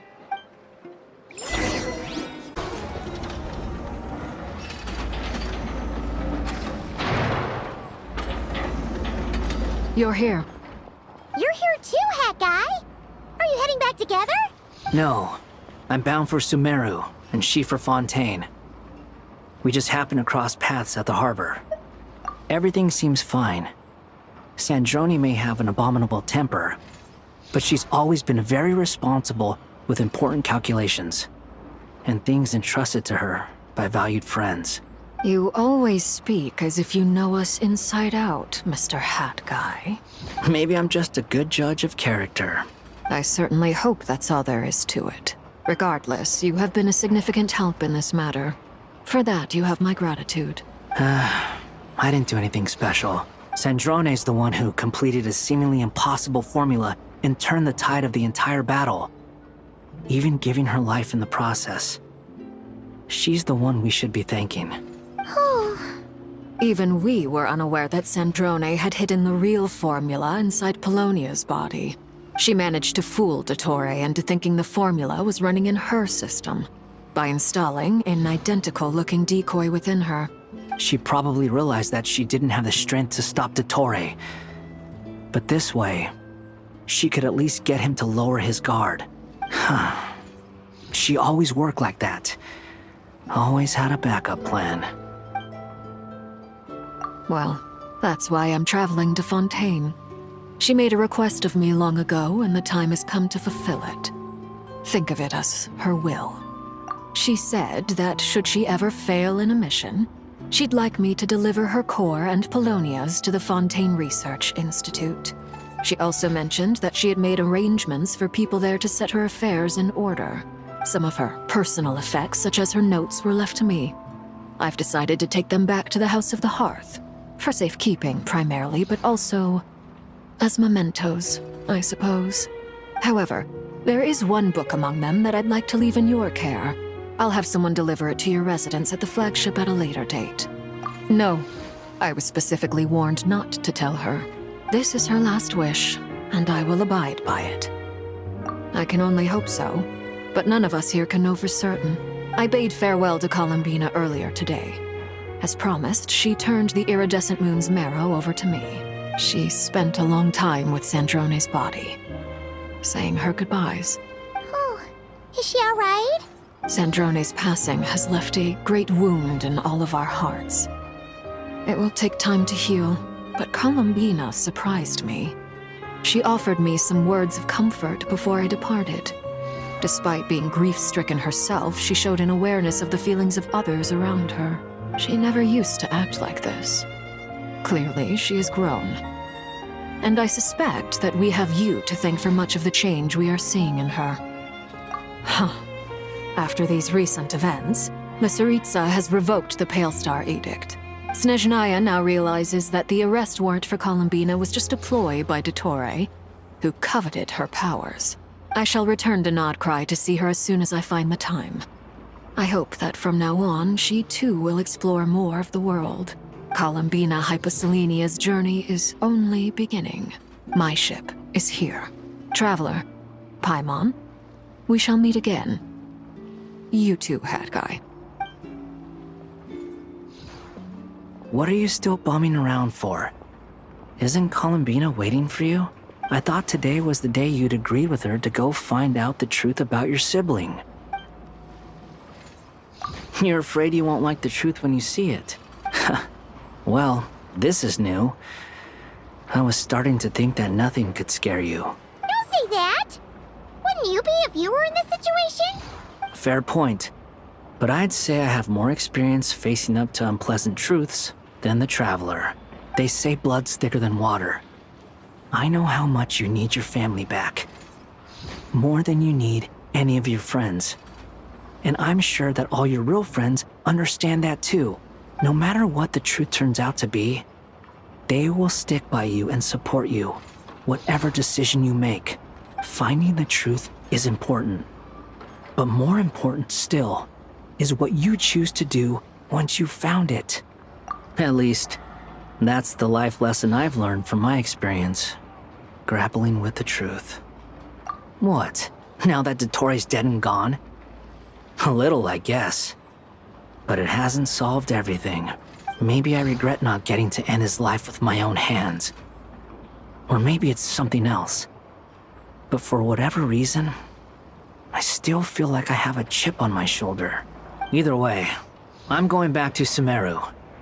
Lesser Lord Kusanali is gonna need help dealing with all the chaos Dottore left in his wake. Not just from this incident, but everything he did in the past, too. You should continue with your journey, as you've always done. Who knows? Maybe we'll meet again someplace else. So, what should we do now? If you want to explore a bit more to steady those nerves, Paimon's game! After all, when Columbina said she knew where your ship was hidden, Paimon promised to give you two some alone time with the truth. It hasn't been all that long since we were last apart, sure, but with Columbina there, Paimon's sure things will be just dandy. Ain't no biggie. Paimon might be all about that food and fun, but she knows how to do right by people. Paimon's sure you'd prefer to digest the news about your brother in peace. But, no matter what you see, just know you can share it with Paimon. Of course, as long as it's not super private. If you can't make sense of something, let's give it some thought together. And even if we both can't figure it out, Paimon can at least treat you to a nice meal. Glad to hear it. Feel better now? Alrighty. Next up, time to meet with Columbina.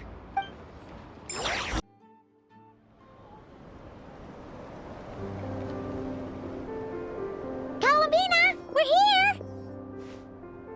Can't quite believe we're meeting out here. We've gotten used to walking over to Silver Moon Hall whenever we go see you. Well, you're still welcome to go there whenever you want to see me. It's just, now that it's all over, I've decided to make some changes. Try and fit in with the Frost Moon Scions, like Lama suggested.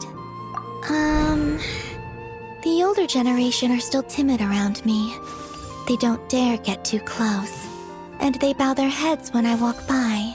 But things are much better with the children. I see more curiosity in their eyes.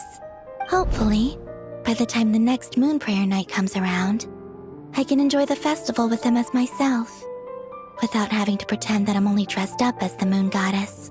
You'll do fine, Columbina. Paimon's sure they'll realize you're super nice once they get to know you better. You really think so? When we first met, you thought I was a little up in the clouds. We were just starting out then, come on! So Lama told you, huh? I'm only teasing.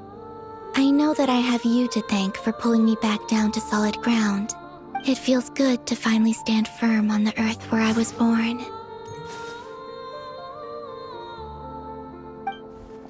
Oh, that's great! Thank you. I'll make sure not to lose it this time. Well then, are you ready? Ether, what happened to our spaceship back then? Why did you leave? It's time to learn the truth at last. I'm ready as I'll ever be. Good. Then let me open the way for you.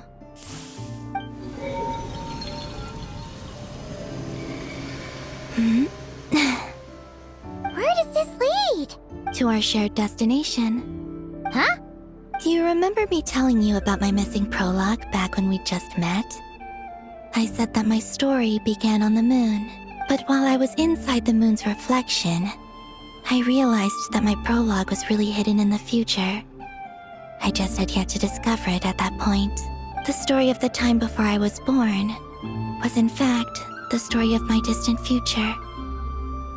It's truly fascinating, but when I obtained the Trilunar Authority and returned to our present reality, I sensed something I hadn't expected. Your prologue. So you mean? Yes, your spaceship. All this time, it has been hidden on the Frost Moon, which lay beyond the sky. The great ruler of the firmament. The heavenly principles. Wait, them? Why would they do that? I don't know. Perhaps your ship contains something that is incompatible with Teyvat. Or something that cannot be known. Oh, did I pick a bad time to say this? I know it must have been hard to work up the courage to do this. Maybe I should have waited until you were on the moon, with no chance to back out. That would've been kinda mean, you know. Take me there. Oh? Whatever is hiding in that ship, it belongs to me and Ether.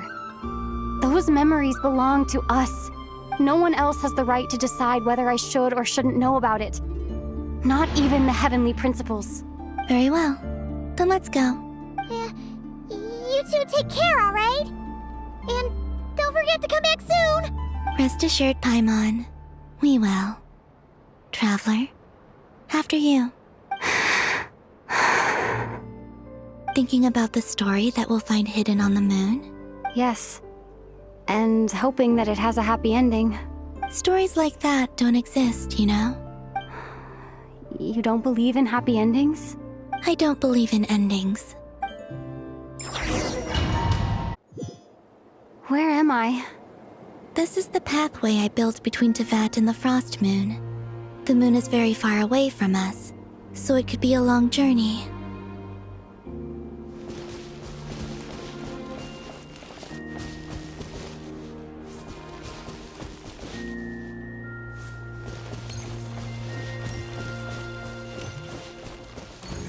After I obtained the Trilunar Authority, I unwittingly saw past events from many of my friends' lives. One was Lauma. She was so young when they chose her to be the Moon Chanter. From then on, the Frost Moon Scions looked to her to bring messages from their goddess. But, for better or worse, I had left Hisi Island before she was ever born. It was not until much, much later that she met me. I think it's for the best. Because of the way things turned out, you had the opportunity to become friends. You're right. In that sense, I think we were both very lucky.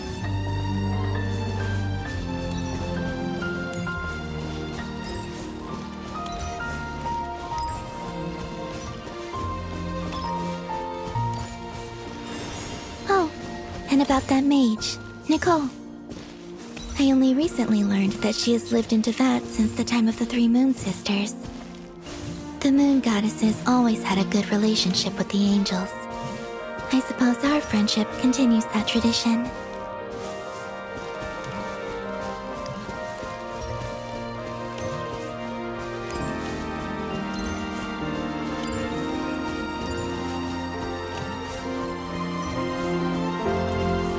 And then there's Sandrone. I never knew that much about her, beyond the fact that she was created by someone called the Lord Artificer. She, too, suffered for a long time before joining the Fatui.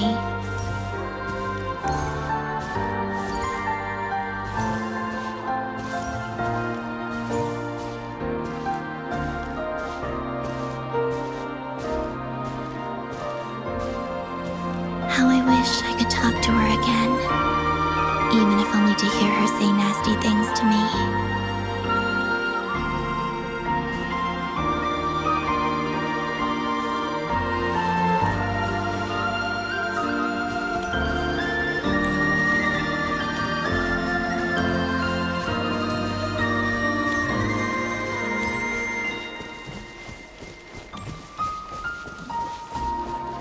Also, I saw your sibling's story.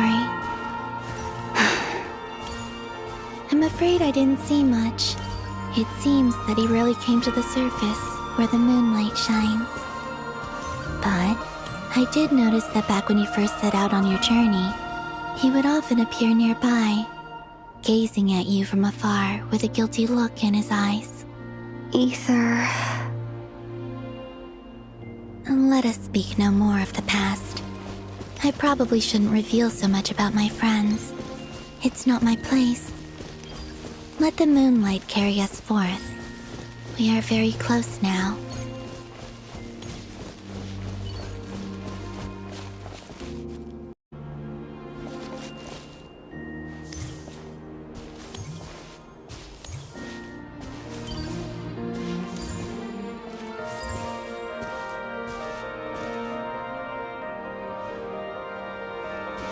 After this, I'd like to bring some kuhenki to the moon as well. If they're willing, of course. What about your other friends?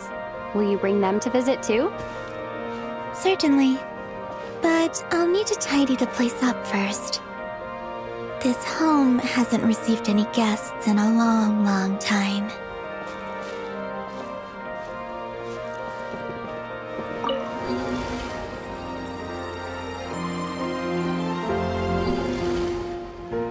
I remember writing something similar with you on Moon Prayer Night. I believe it was called... Dodoko's Whirligig. Yes, that was it. You asked me if I was afraid to return to the moon, and I said that I was.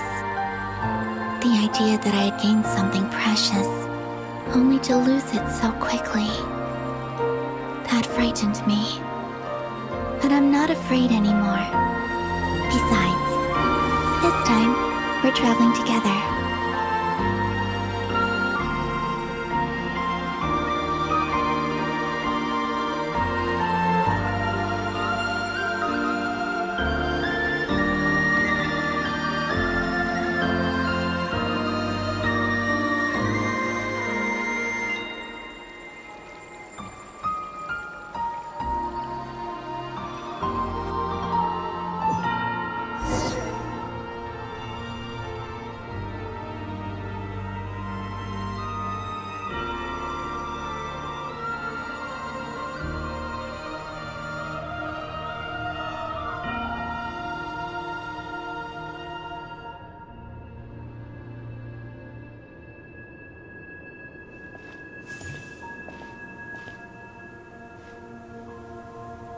We're here. Over there.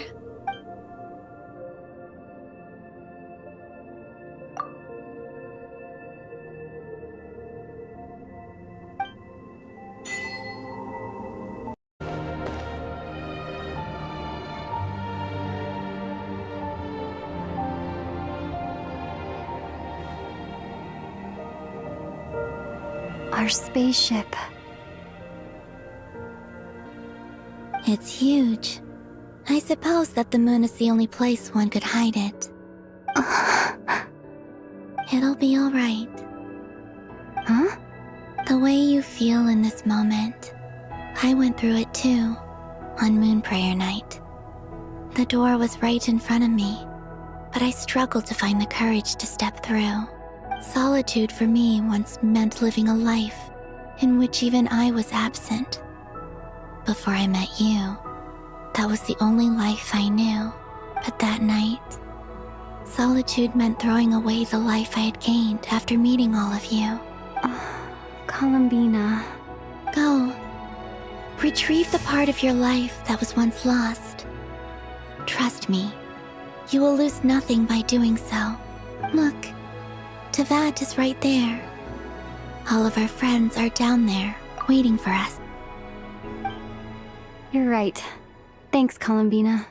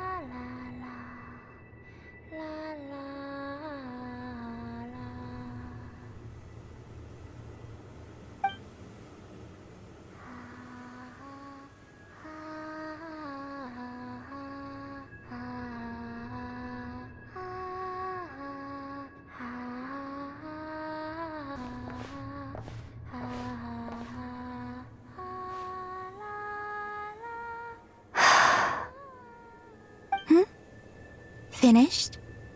Yeah. Why did you take your eye mask off?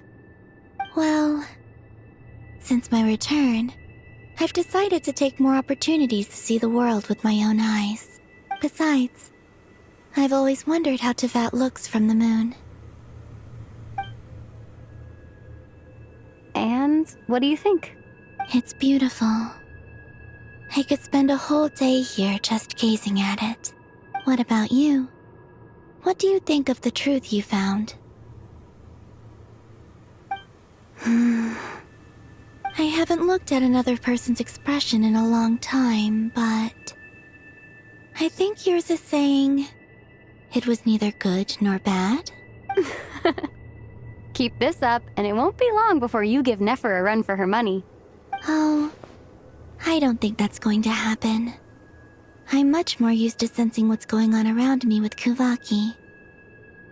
I think I'll save my eyes for seeing special moments I really want to remember. I read the spaceship's flight logs. I always assumed that this was my first time in Teyvat. I thought that Ether and I must have been hibernating in space for centuries on end, but the logs show that our spaceship flew over the skies of Teyvat once before. A long, long time ago. Flew over? So you didn't land? No.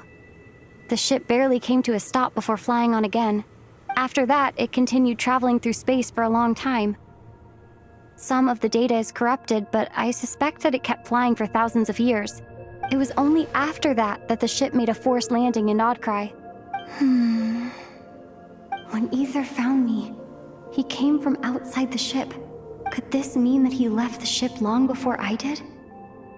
Maybe even during our first pass over Teyvat?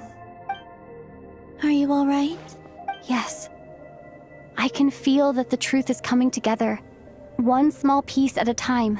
I remember Ether telling me that when he first arrived in Conria, he could not recall the past, so this might be something that even he doesn't know. Here, I made some space for you. Your mind must be racing, and this seems like the perfect place to relax and clear your head. Oh, wait, there's one more thing. What is it? Wait here a moment.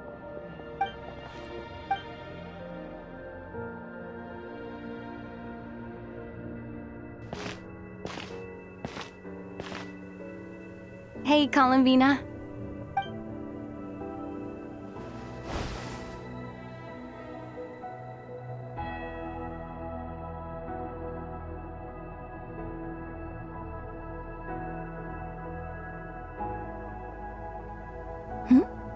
Is that a new outfit? An old one, technically. It's been in a cabinet inside the ship this whole time. It's a matching pair with Ether's. He always liked this set more. Huh. I don't think there's a huge difference. Really? Yes. It's still the same you. You're the same person, no matter what clothes you wear. Only Columbina would make an observation like that. Traveler, do you consider Tevat your home? Home is wherever Ether is. But then, after all the time I've spent here and everything I've been through, yes, I'd say it's my home. Would you change your answer if Tevat changed appearance? I mean, if the truth about Tevat turned out to be different than what you thought. I don't know. But I don't think so. The truth is not what matters most to me about Tevat. When I was first born, I longed for a home. And when you get something before you're mature enough to understand the world, you just take it at face value. I thought that a home was a transaction.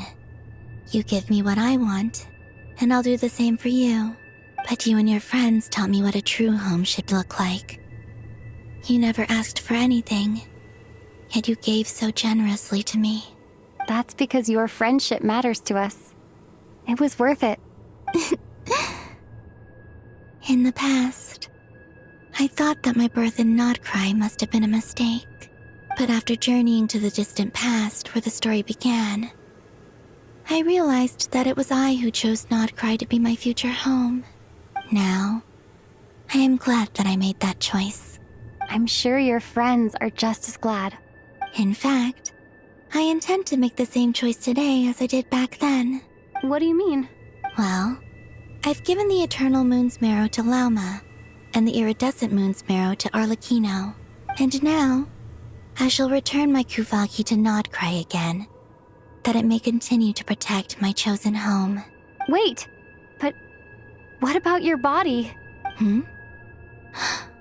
Oh, are you worried that I'll disappear again? I won't. Not this time. The Frost Moon has now entered the fall sky, and I am the Trilune Goddess. I am only returning to Nodcry the part of me that it needs. I am giving what I can, because my home is worth it. Oh, and I have something for you, too.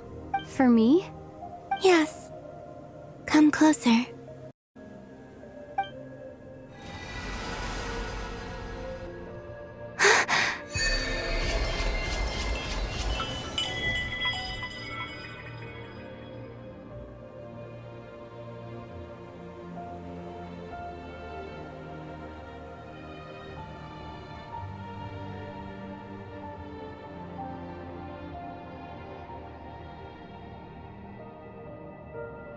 What was that?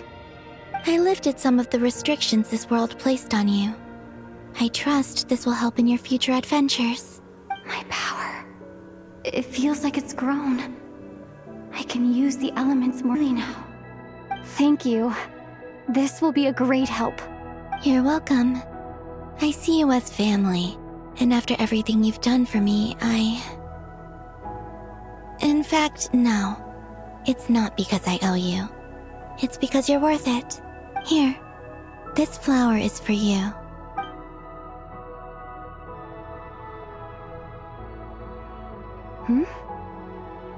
Isn't this a moon prayer blossom?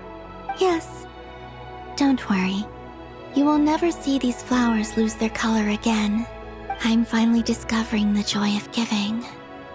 How I wish I'd learned this sooner. Hey, better late than never. What are you thinking about now? Why don't you take a guess? You get one shot. I don't think I'll get it in one guess. But I'm sure it's a happy thought. That's kind of a sneaky answer. I can't say you got it wrong. Down into that. The moon seems so far away. I felt it might always lie beyond my reach. But on the moon, everything feels so close. The haze that once enshrouded the skies has finally been dispersed. I feel like a traveler on a winter's night, starting a new chapter in my tale by the warmth of a bonfire. I don't have a lot of luggage, but I do have a lot of hope for the future. Well, what's next? Next, to start with, I want to stay here just a little longer. After that, let's return home and continue our journey.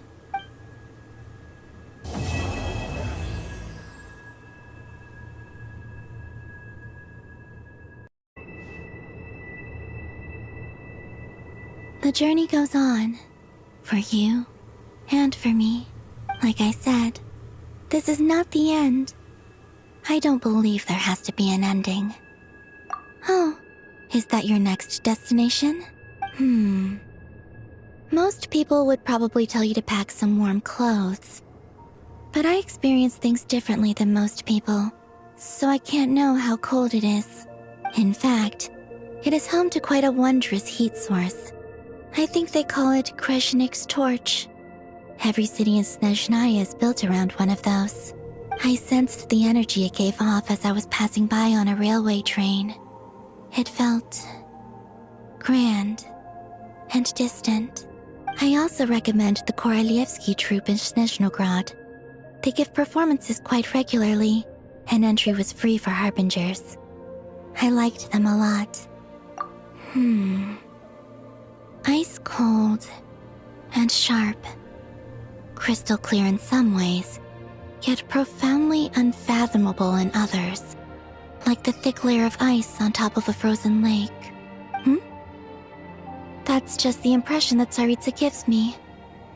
I was never able to glimpse what truly lies beneath that icy exterior. In fact, I don't think the people of Snezhnaya even know what kind of power their god wields. Maybe that's because the Tsaritsa herself has never acknowledged, nor accepted that power. There's Regrator, the Rooster, and the Jester. Between them, they control a lot of what happens in Snezhnaya, but I can never wrap my head around how exactly power is split between them. I just know they are each responsible for many specific domains. I noticed that the Rooster and Regrator often appear to get along on the surface, while working against each other in secret. And theirs is not a friendly rivalry. But I wasn't particularly interested, so I tended to keep my distance. Now that I think about it, the term Mistelton often seemed to come up in connection with Project Stuja. Once things settle down in Notcry, I'd like to explore the world beyond Snezhnaya. You've told me so many stories about the other places you've been to, and all the friends you've made there. I'm curious to visit those nations and see them for myself. It would also help me learn more about the journey that has made you into the person you are today. Okay. As you continue on your journey, don't forget to gaze up at the moon once in a while. It is, after all, no long illusion. It shall cast down its true moonlight, connecting us in truth.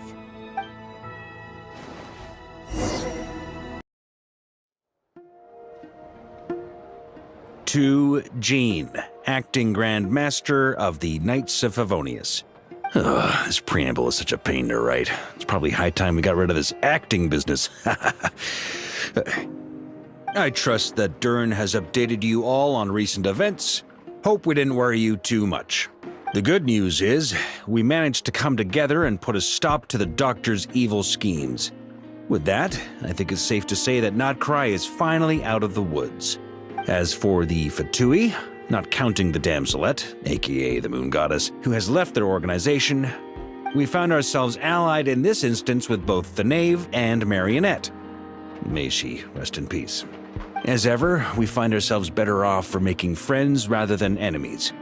But until we can ascertain the Tsaritsa's true intentions, the future remains uncertain. In a short while, Wade. how am I meant to surprise everyone if I tell them in the letter that I'm heading home? Well, that would be a huge waste. Okay, got it. I will begin sending the expeditionary team back home in waves. I'm sure they'll be able to answer any questions you still have. I hope they won't gloss over the details of my many heroic deeds. But if they do, I'm sure it'll be because they're just too exhausted from the long journey. I think of Mondstadt daily. Please give everyone my best regards. P.S. The honorary knight went above and beyond this time. Are there any other honors we can give her? I'll leave it with you. P.P.S. Please be extra nice to Klee for the foreseeable future. I cashed in on the last favor that the Hexen Circle owed us, so we need to earn some more goodwill. If there's any serious problems, feel free to stick me in solitary confinement when I get back. I'll do the time for her. Whew. And that, as they say, is all she wrote. End of an era. And with the moon shining down brighter than ever, I think everyone is going to sleep well tonight.